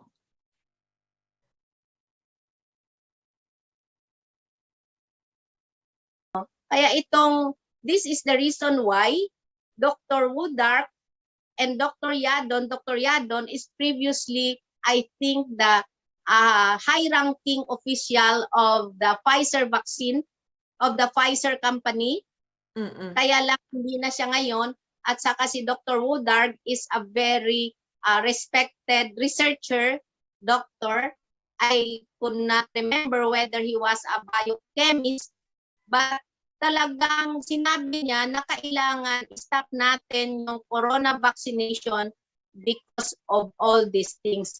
Not only the destruction of the fertility, but also because of the other problems that it may cause. So yan, ito nag-explain ito. So kaya Doktora Shi, ang fear ko talaga ay pag ganito, problemado ito kasi for example, either you're pregnant, nagkaroon ka ng ganito, ng bakuna, pwedeng malaglag yung baby, or kasi hindi natin, because this is just an experimental vaccine, hindi pa natin alam how long will the antibody last, pwede maging infertile yung mga babaeng planning to get married pa lang, and then later on will marry, magkaroon sila ng intimate relationship ng kanyang husband, pwedeng i-attack agad yung placenta if there is formation, if there is fertilization. At nakakatakot kasi hindi natin alam how long the infertility will last. Malaking problema mo dito. Kasi po, parang siyang mistaken identity. Parang supposedly, our military in the body will attack COVID mRNA spike protein. Pero kasi hindi ma-distinguish ng katawan natin kung si spike protein na yan ng COVID o or kung sa baby ba yan. Kaya yun na, sabi niyo po kanina, nagkaloko-loko na hindi na ma-identify kasi magkamukha, magkaparehos, magkapangalan. Kaya hindi na-identify.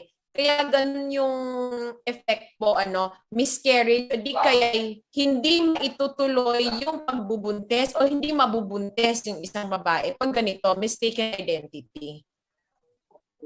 Yes, so let's next. Kasi sa next slide, kita natin yung example. So, doctor, this is, ladies and gentlemen, this is a pediatrician, this is a doctor who was excited to receive the COVID-19 vaccine, but unfortunately, a few days after receiving the COVID-19 vaccine, she developed a miscarriage. No? So, yan, this is an example. No? I think maraming mga statistics, no, sa UK, even sa Amerika, na nagpo-prove na maraming mga babae nagkaroon ng miscarriages. Some kasi, even if they are being told na if they are pregnant, they should not receive the vaccine, some still receive the vaccine. So ang daming mga babaeng pregnant, no, buntis sila, and then a few days after being vaccinated, they lost their baby. Okay, next.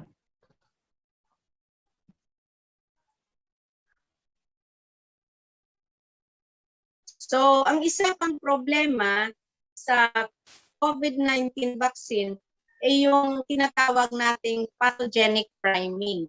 Ito yung reason why there has been no coronavirus vaccine for so long. No? Diba? In-explain ko kanina na na-observe nila sa mga animals tsaka sa mga school children noong 1950s na ganito yung nangyayari. What happens is that when they injected the antivirus vaccine, no, magkaroon ng very good development ng antibodies. Kaya lang, pag in-expose mo na yung vaccinated person sa actual virus, imbis na i-atakihin niya yung virus, parang nag-holding hands pa sila. Siya pa ang antibodies pa ang nagpapasok sa mga virus inside the cell at ang maging resultang disease, for example, yung coronavirus infection, ay mas malala pa kaysa regular na coronavirus infection. Tinatawag ito na either pathogenic priming or paradoxical immune enhancement phenomenon. if you remember dengue vaccine, di ba? Ang daming napakunahan noon na after being vaccinated with the vaccine, when they were exposed later on, when they developed, they were exposed to the dengue organism, they developed a very severe dengue infection which caused them to bleed everywhere. And a lot bleed.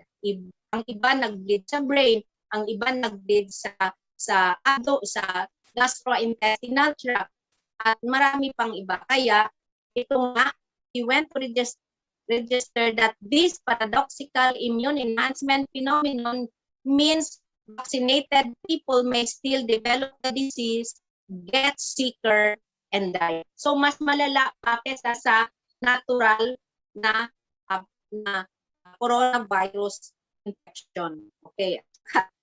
Parang it defeats the purpose, no? At nakakatakot talaga.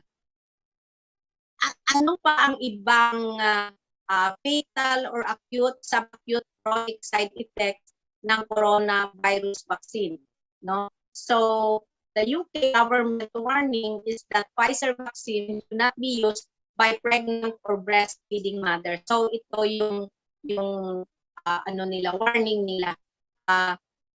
So, maintindihan natin kung bakit ayaw nila sa pregnant, kasi we know already that pregnant mothers can go into miscarriages.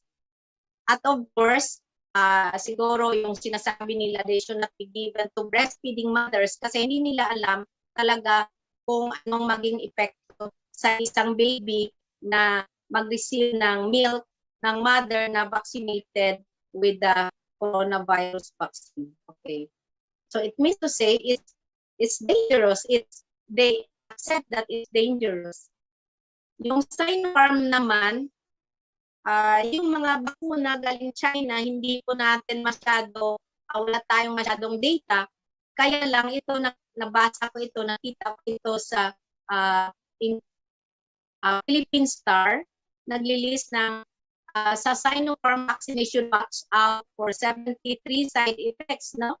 So ano ito, common systemic adverse reaction like headache, fever, muscle pain, difficulty breathing, diarrhea. Occasional effects ng anorexia, asthma, very rare asthma, tonsillitis, eye pain, and earache. Usual are pain, swelling, and itchiness in the injected area.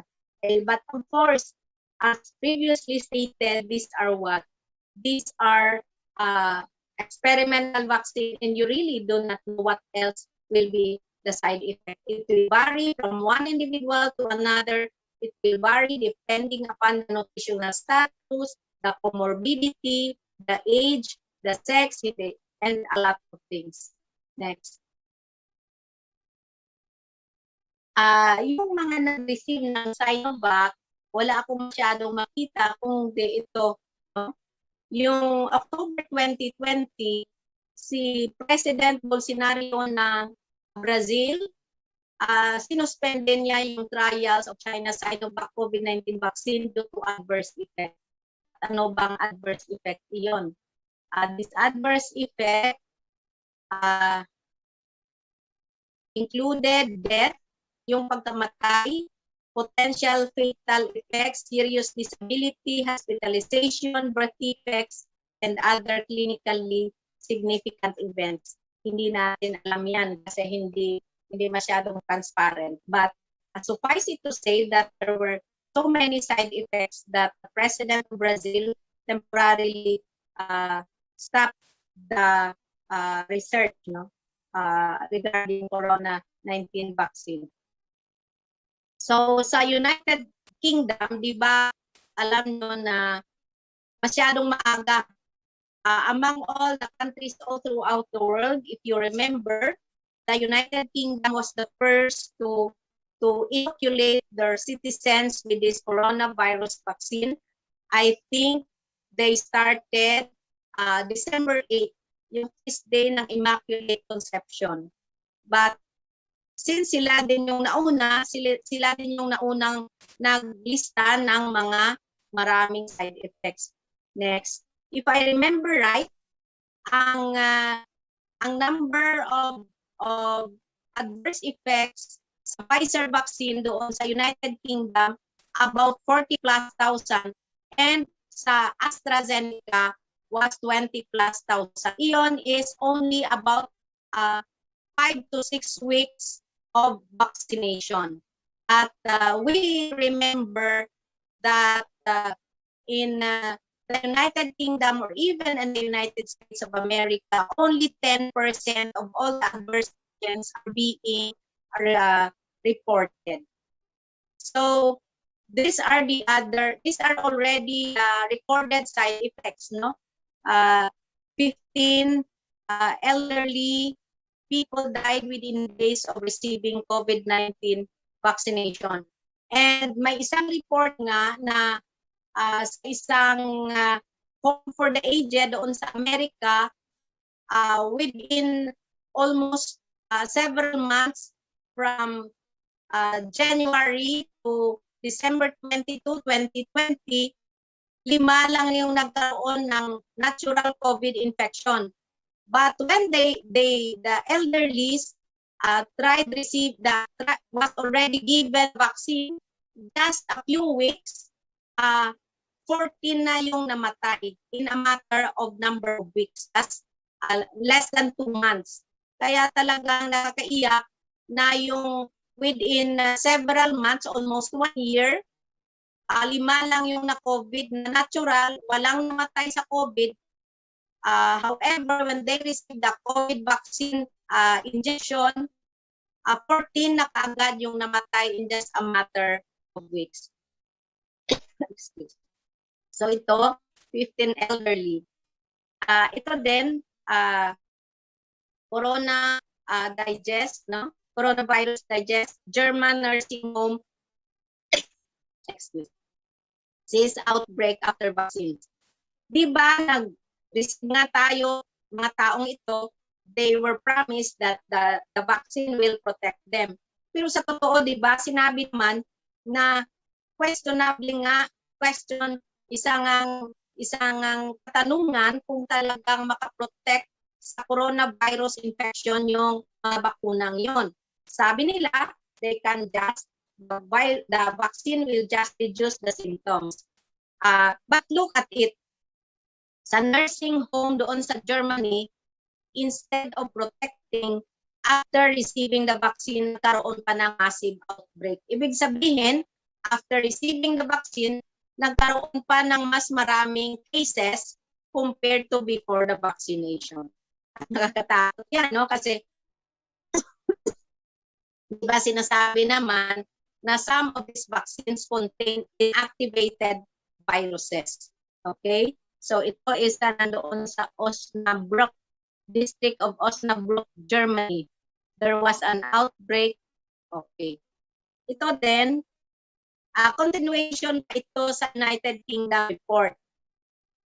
Mga kapatid, ladies and gentlemen, ang nakakatakot dito is this report are only weekly incidents. They are weekly reports. And to consider that these weekly reports only present 10% of the total adverse events, you could just imagine the number. No? Look at that, no? Yung blood disorder, 2,000 plus, cardiac disorder, 1,000 plus, gastrointestinal disorder, 9,000 plus, eye disorder, 1,000 plus, yung respiratory disorder, 3,000 plus, skin disorder, 3,000, muscle disorder, 11,000 plus. Pag i-multiply mo yan by 10 and consider that it is only weekly, talagang malulula ka. No? You will be scared. Next. So ito, continuation pa ito. General disorder, 26,000 plus. Okay. Next. Okay. So, these are few examples of popular people who received the COVID-19 vaccine and subsequently died. No? One of this is the Isha Sharma's son, no? This person is a pulmonologist practicing in Ireland. Yung kanyang tatay, previous Supreme Court Justice na Trinidad and Tobago. Ito. So, he received the shot. He even have himself either on Twitter or Facebook, hindi ko ma-remember. But then, about 6 days after receiving the vaccine, he died in his sleep. Ito naman si Marvelous Margin Hagler, previous na boxer ito. He died 6 days after receiving the COVID-19 vaccine. At si Aaron died few weeks after receiving the COVID-19 vaccine. Next. Okay, next. So ito, these are 1/3 death reports CDC. This is from America. Within 48 hours of vaccination.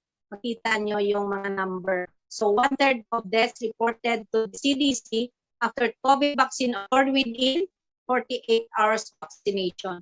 Yung mga namamatay, 1/3 or mga 60+%, 30+% ng mga namamatay happens within the first 2 days of vaccination. Next. Okay. That's ang pinaka talaga is doon sa Israel. Di ba Israel is a very relatively small country? No, tingnan ng mga researchers. This is a report of the Israeli Health Ministry. Ang nag-research ito si Dr. Herbe Seligman, Emerging Infectious and Tropical Diseases, ex-Marshall University, at saka si Engineer Hicks Yatib. No? They compare, tinignan nila, totoo bang okay itong bakuna ito. So, tinignan nila how many people will die kung sa natural lang na COVID-19 infection compared sa namamatay pagkatapos ng pagbakuna ng COVID-19. It is very significant. Why? For 65 years old and above, yung elderly, ang ratio ng mamatay is for every 1 person dying of natural COVID-19 virus infection, there are 40 times more people dying from COVID-19 vaccination itself. And then, for those aged below 65, mas 50 people are dying in every 100,000 population sa mga nakatanggap ng COVID-19 na bakuna kumpara sa 19 person per 100,000 dying from COVID-19 infection, which is a difference of 260 times. Meaning to say, compared doon sa Israel, sa every 1 person dying from natural COVID-19 infection, there's 260 times more people dying from the vaccination itself. So it will tell us the truth, what is as far as Israel is concerned. No? So of course, this event will differ from country to another country, will differ because of the differences in race, differences in genes, differences in whatever other data, no, or factors. But suffice it to say that this is data taken from the research done in Israel. They have this massive data because their population is relatively small and they are doing massive vaccination on their citizens. Next.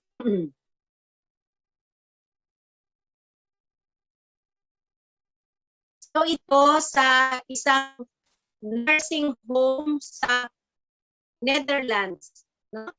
So doon sa isang Dutch nursing home, tiningnan nila, they vaccinated 106 of this nursing home seniors 2 weeks after when they tested their these people for positive or negative COVID, they found out that 70 out of 106 were positive for COVID 2 weeks after vaccination. And ang pinakasana lahat is that 22 of the 70 positive for COVID died. Okay? So that is a very significant data. Ladies and gentlemen, in media, whether it is mainstream media or social media or from the talks of those in authority, they made us expect that this COVID-19 vaccination is a bed of roses. They tell us everybody is safe until everybody is safe. That is their mantra. No? So that is the expectation. But what is the actual happening? What is the actual happening? So they promise us a bed of roses. However, the reality is that there is a rose funeral. A lot of people are dying. A lot of people are suffering. A lot of families are being made to suffer and experience the sad reality. So, what will we do? I have given you the possible and expected side effects of the vaccines. Dr. Ligaya Acosta had given you the ethical and moral problems. Ladies and gentlemen, just like in a balance, we have to weigh, we have to pray, we have to think. But what is very important is that we remember and look up to heaven that each and every human life is sacred, and each and every human life, our life is a gift from God. Can we or will we expose the sacred life, the sacred body which the Lord has loaned to us for the sake of experiment? Ladies and gentlemen, whatever we do to our lives, whatever we do to our body, we will all be answerable to God. We only live once, we only die once. That is a challenge for all of us. May all of us look up to heaven first, pray and ask the Holy Spirit to guide us, read, study, observe, and when we are ready, when we have prayed, when we have studied, when we have observed, that is the time to make a decision. For all of us who are fighting for life, will this crisis dampen our capacity to stand up for life? I will answer that. Yes, at all times, we refuse to give up. We don't stop fighting for life, truth, freedom, and human dignity. Because Christ, as God, is present yesterday, today, and tomorrow, and as He promised us, He will accompany us until the end of times. Amen. Thank you very much, Dr. Octaviano. It was indeed very full of information. I hope those who are watching us will be able to open their eyes. Yun na nga ang sabi mo, it's an informed consent in everything that we put in our body. Dapat we should be responsible enough to know the benefits and the disadvantages or the adverse effects on these. And I appreciate all those who are watching us because we have seen their effort of taking charge of their health and looking at both sides. I am very happy po that you are with us today because it's a very big help for, especially for those who are still weighing their options, to at least alam nila that as doctors, it is our responsibility to bring them the truth. We are first researchers, and so it is a responsibility to lay down all the facts to them. At yun nga po, this is a very timely talk kasi next week is Holy Week already. Thank you very much, Dr. Octaviano, for gracing us with your presence, with your expertise.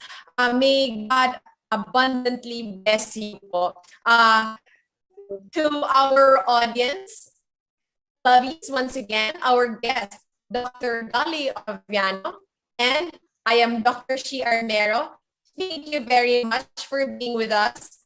If you think that this has blessed you, if you think that you are inspired, if you think you have learned so much with this talk from Dr. Octaviano and you need to share it to others and you feel you need this to share this to others, please do not hesitate to click the share button. We at Doctors for Life are counting on you. Thank you very much.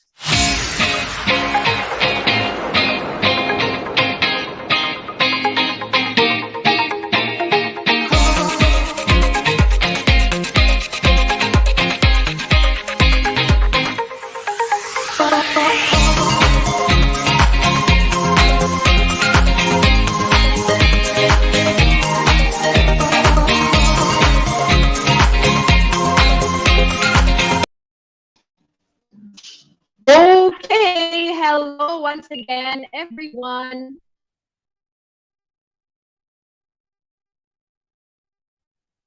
Okay, I hope you can see me. Can the audience see me already? Okay, we are at the most awaited segment already of our live series. Now we will already do the Tama o Mali. Okay, so this Tama o Mali segment, we will be giving 4 free online consultation coupons. I know it was a very lengthy discussion for all of us, but I thank all of you for staying with us now until at this time, at this hour. And this is extended because nga, we don't have DANGPANAN next week because it is Black Saturday. So we have to extend our episode tonight actually. So again, I am encouraging of you to make your own research, and if you cannot, then please share this video to others who are still contemplating on getting the vaccine. Well, for me, I am very clear with my stand already. I don't want to save myself while sacrificing the lives of the innocent, of the defenseless. And so it's time to speak up. I was initially hesitating, but I know the time has come for me to speak up, to stand up. It's also your time to be critical. You make your research, be vigilant, be educated, be empowered, because all of us, we are counting on you. So, now, are we ready? Let's have our Tama o Mali segment. All right, let's go.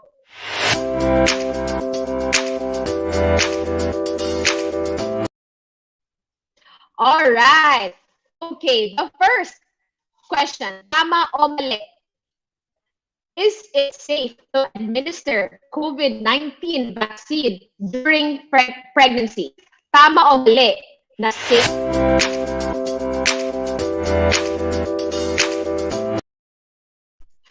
Okay. Ang bilis ng Peter. Hindi ko nakapag-instruct. For your answer, you type in the number, tama o mali. If you think it is tama, so you put number 1, tama, or number 1, mali. It is safe to administer COVID-19 vaccine during pregnancy. Ayon, thank you very much for our audience. Ang galing, ang tatalino. Very good. So,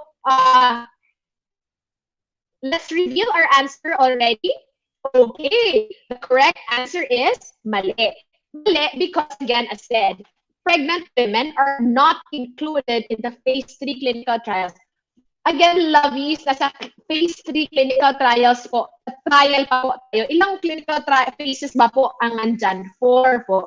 Pero ngayon, nasa phase 3 clinical trial pa po tayo. And because of that, pregnant women are not part of the phase 3 clinical trial. And so, wala pong studies na nag-prove that it is safe to be given among pregnant patients. Okay, so the answer is mali. Congratulations sa mga nakasagot ng tama. We will reveal the winners later. Okay, let's go to the number 2 question. Let's have, okay, tama o mali? PQ number 2. It is safe to administer COVID-19 vaccine in a woman who is breastfeeding. Tama o mali?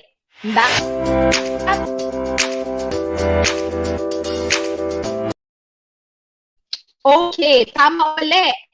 Tama ba o mali that we administer COVID-19 vaccine among women who are breastfeeding? Wow, okay, galing-galing. Okay, we have answers already, so let's reveal. What's the answer? Number 2, mali. Correct. So again, among lactating, just like the pregnant women, lactating women, hindi po safe na i-administer ang COVID-19 vaccine po sa inyo. Because again, wala po tayong safety profile at lalo na hindi natin alam how much of the vaccine are transmitted in milk or how much of the vaccine will stay in milk. Tapos na once na-ingest yun ni baby, wala pa tayong safety profile yan. So again, the answer to this question is safe? No. Hindi po safe for lactating women ang COVID-19 vaccine. Okay, ang galing. Okay, let's proceed to question number 3. PQ number 3, tama o mali? If a pregnant or breastfeeding woman is in the priority eligible population, yung mga frontliners, nagtatrabaho sa hospital, yung mga nasa military, the COVID-19 vaccine should not be withheld from her. Tama o mali? If a pregnant or breastfeeding woman in the priority eligible population group, the COVID-19 vaccine should not be withheld from her. Ibig sabihin, hindi natin ipiprevent ang mga nasa eligible population na mag-receive ng vaccine. Tama ba ito o mali?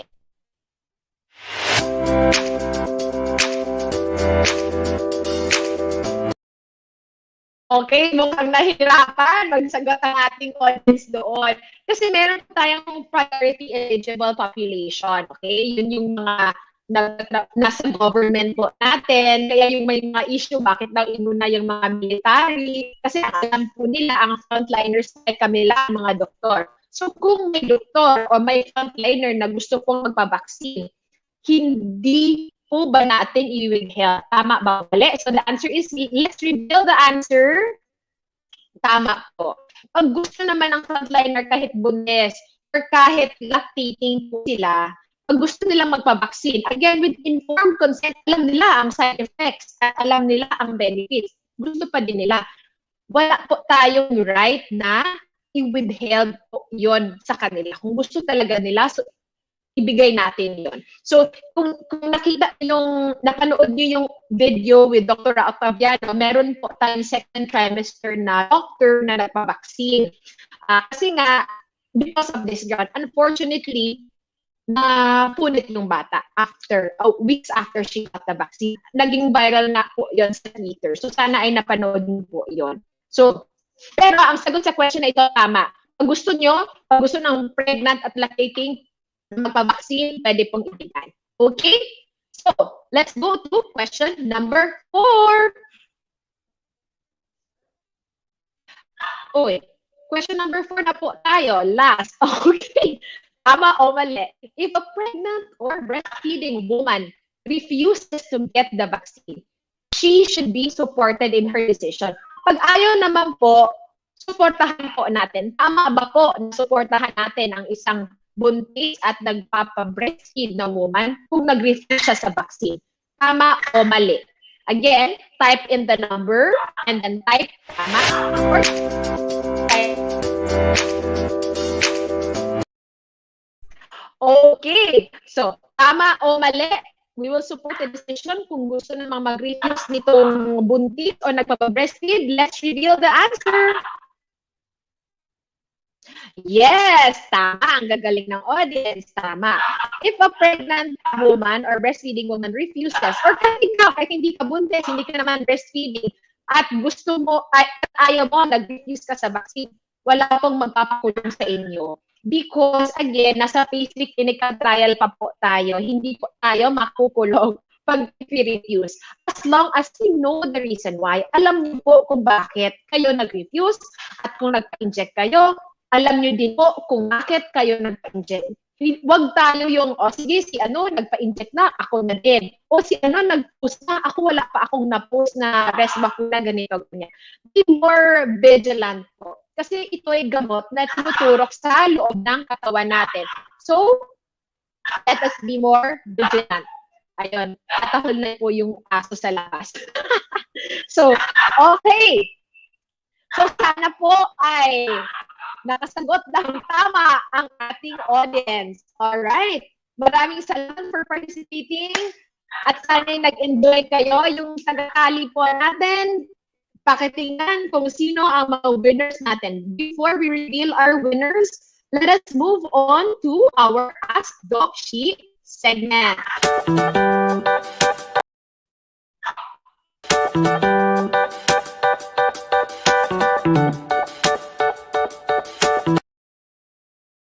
Okay, so ayun na.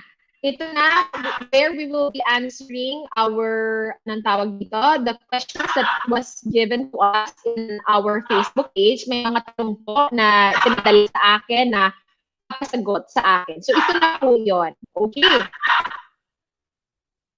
Question.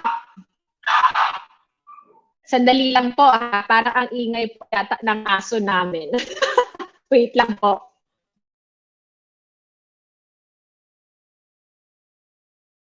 Okay, ito na po. Question number 1.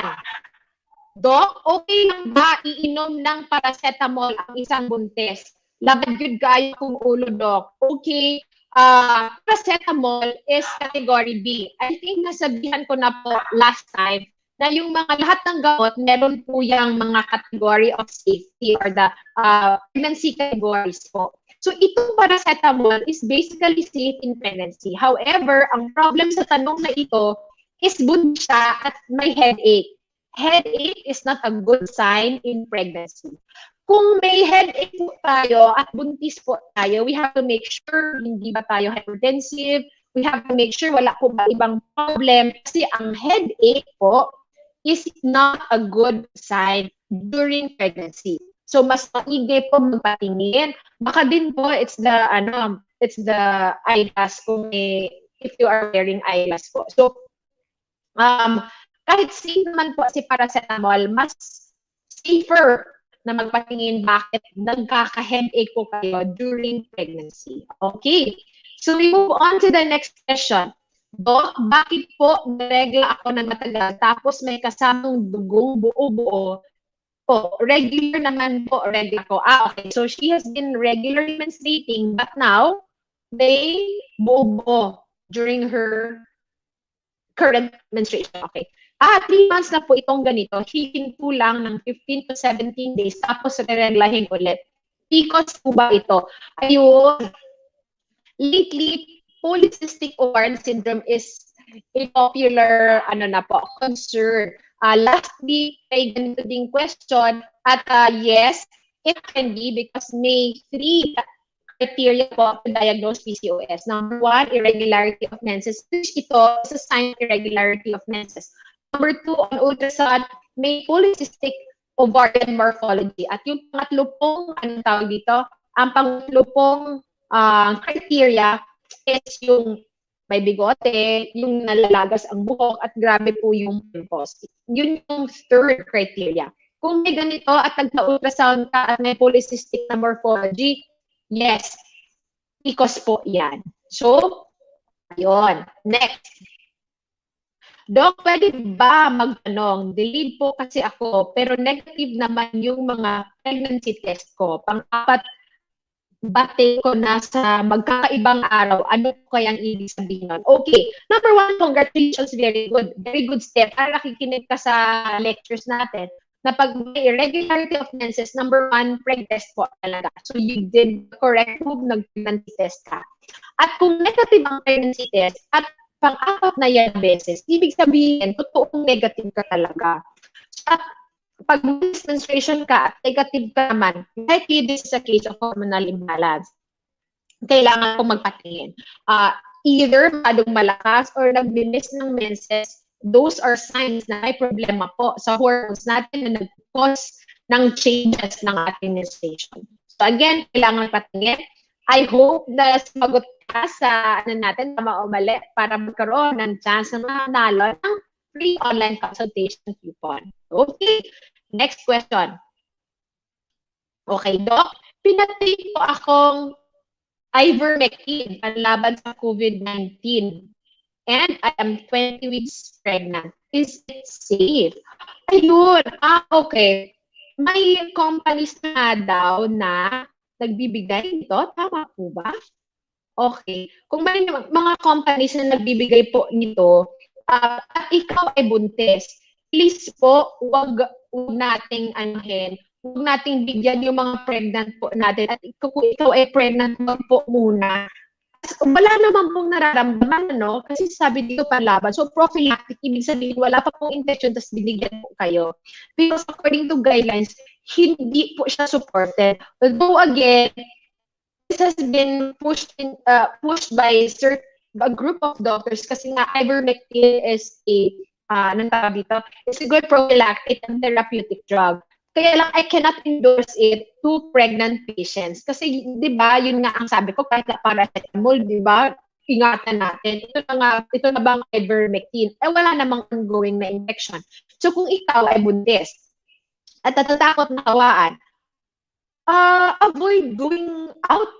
Kung pwede naman sa company nyo work from home, mag-work from home po tayo. Because pregnant patients are vulnerable population, are part of the vulnerable population. Hindi na ganun kaganda ang immune system natin kung buntis tayo. So, hindi lang sa COVID, kahit yung common flu, yung kahit anong infection po, mas mabilis pong mahawaan ang mga buntis. Kaya po, I am recommending na pag ganito, during the pandemic, I am recommending na if you can work from home, you work from home po.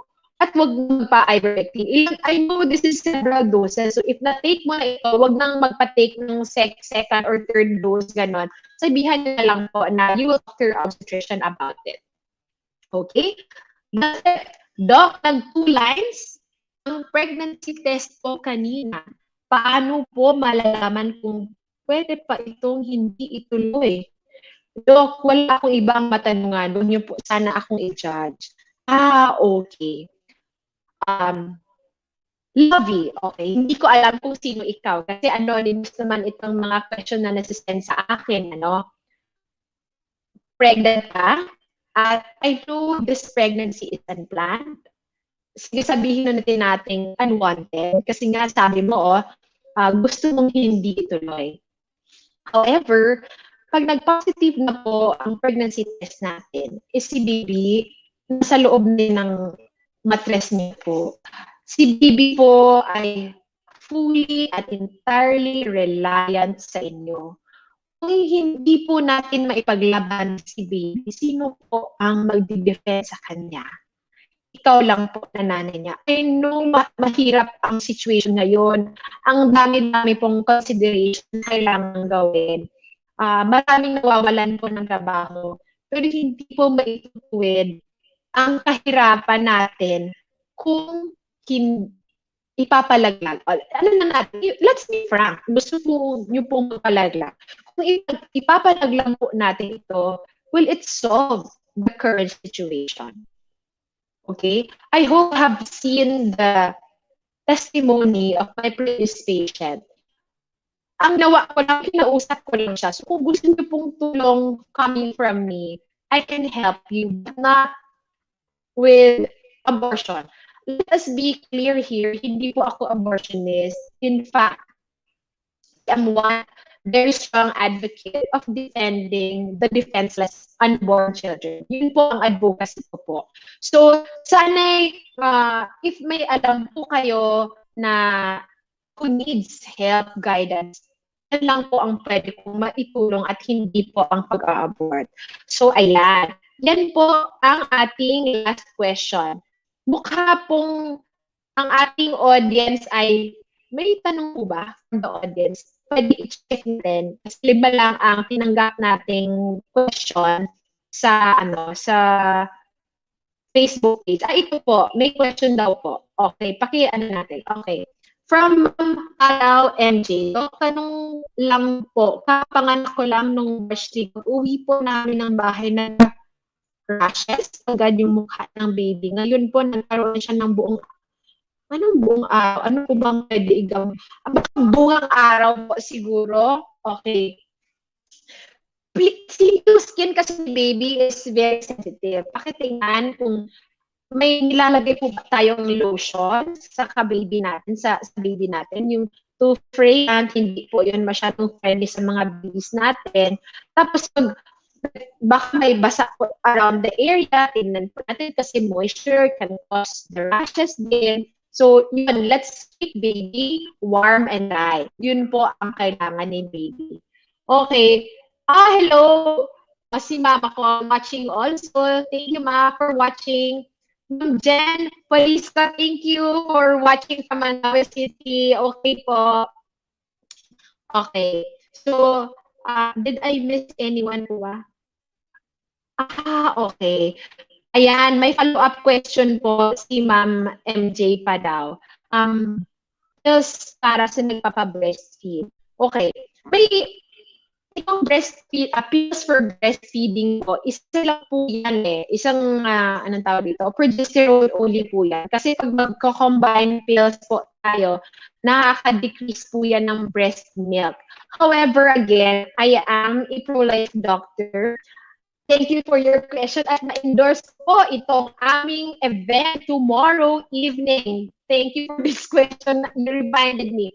May event po tayo. Let's show the banner. Banner lang, huwag yung video. Sige, ito. Pakita natin yung image. Sandali po, Okay.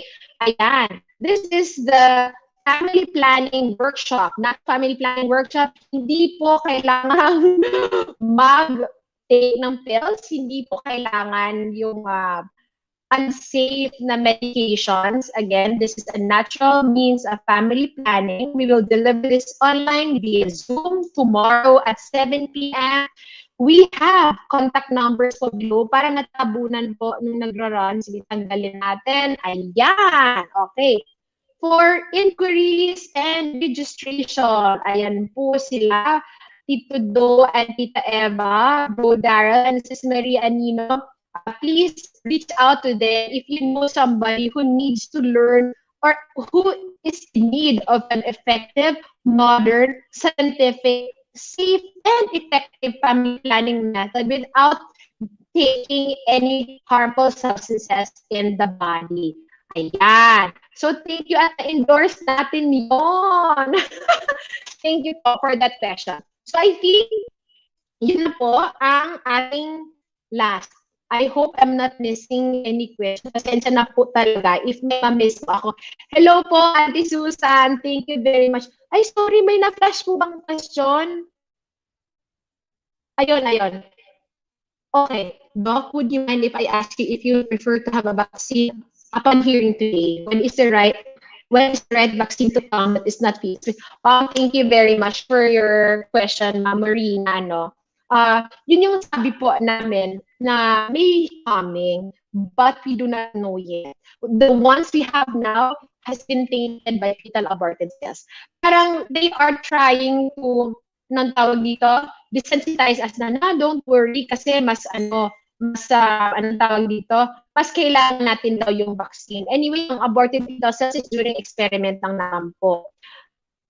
But for me personally, we still are using the bodies of the defenseless for experimentation. Ano na nangyari sa medicine? Bakit po ba kailangan nating galawin yung mga defenses na baby?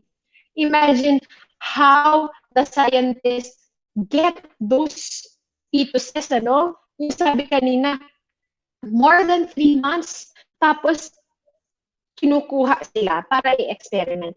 How bad is that? Bakit po ba ganun? Kailangan na talagang ganun? Is it really just how we save the world? Ganun na ba mag-save ang science sa mundo ngayon na we sacrifice the defenseless? Kaya, for the record, I am Dr. Maria Shiril Halad Armero, a practicing obstetrician, gynecologist, and lifestyle medicine specialist. And I am not taking the vaccine tainted with fetal blood cells. This is not a case of taking what's lesser evil. Kung papiliin ako magnakaw sa isang multi-billion na bahay at 1,000 worth na house, parehong pagnanakaw yun. If I will murder a 1978 fetus and a 2020 fetus, pareho pa din yung murder. At ayokong maging involved sa mga ganon just for the sake na save ang buhay ko. Just like how we want to protect each other, let us protect the defenseless. This is me calling out for help. We are counting on you. Sorry, na-emotional tuloy ako.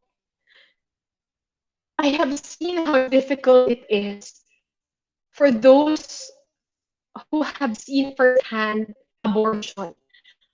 Let's not take our hands with the death of these fetuses. Let us not become murderers just for the sake of science, for the sake of experiment, for the sake of safety. Next Saturday po, I assure you, I have invited somebody who will give us practical tips without taking all these harmful substances. How do we fight against COVID-19 infection? Again, everything I give to you is science-based. Lahat po may evidences ito. Kaya po, please stay tuned. Wala lang po is next Saturday kasi Black Saturday, but the Saturday after that, you'll have it live with you. You can throw questions, you prepare questions. Kasi this is a one-time opportunity. The father of the Philippine College of Lifestyle Medicine will be with us, Dr. Johan Muñez, and I am very thankful that he said yes to the invitation. So I will be there. Thank you also for allowing me to have this platform of information. I will not be here if not for you. You really are a blessing to my life because you gave me this purpose of continuing this ministry. I am sincerely thankful for all you do, for just being here today. Okay, sana po nasagot po natin. Kasi naging emotional kaunti. Let us now reveal our winners. Okay, mag-delicious na ba tayo? Okay. Ito po sila. Okay, let's go. Let's show the congratulations. Okay. Hello, Sis Edson. You won the first question. Second question, si Ate Jeannie ulit ang nanalo. And Ma'am Luella Bella won the question number 3. And the question number 4 is won by Ma'am Zendrina Lopez Prima. Thank you very much for joining our event this afternoon. Please don't forget to message our Facebook page. Let us know na ako po yun yung nanalo. Kasi username mo ang nandito natin sa Facebook. Kaya please message our page so you get the free online consultation coupon. Again, this is transferable. If you think somebody else needs the free online consultation more than you do, by all means, share this blessing to others. So, once again, maraming salamat po for being here. Alam kong nag-extend po tayo ng over. I'm very thankful that you stayed. Don't forget to share, like, and subscribe in YouTube, DocShe TV, or follow our Facebook page, Dr. She Armero, OBGYN and Lifestyle Clinic. Lahat po kayo ay very welcome to learn and enjoy every Saturday. Meron din po tayong in-clinic consultation if you are from Cebu. We are open Monday to Saturday, 9 to 12 noon. And online consultation every afternoon po, 1 to 6 p.m., Monday to Friday. Wala po Saturday kasi nga po, meron tayong DANGPANAN episode. So wala po reason for you not to seek help. Pag may problema, magpakonsulta kahit online because we can be safe and healthy at the same time. Thank you very much and see you on April 10. Bye!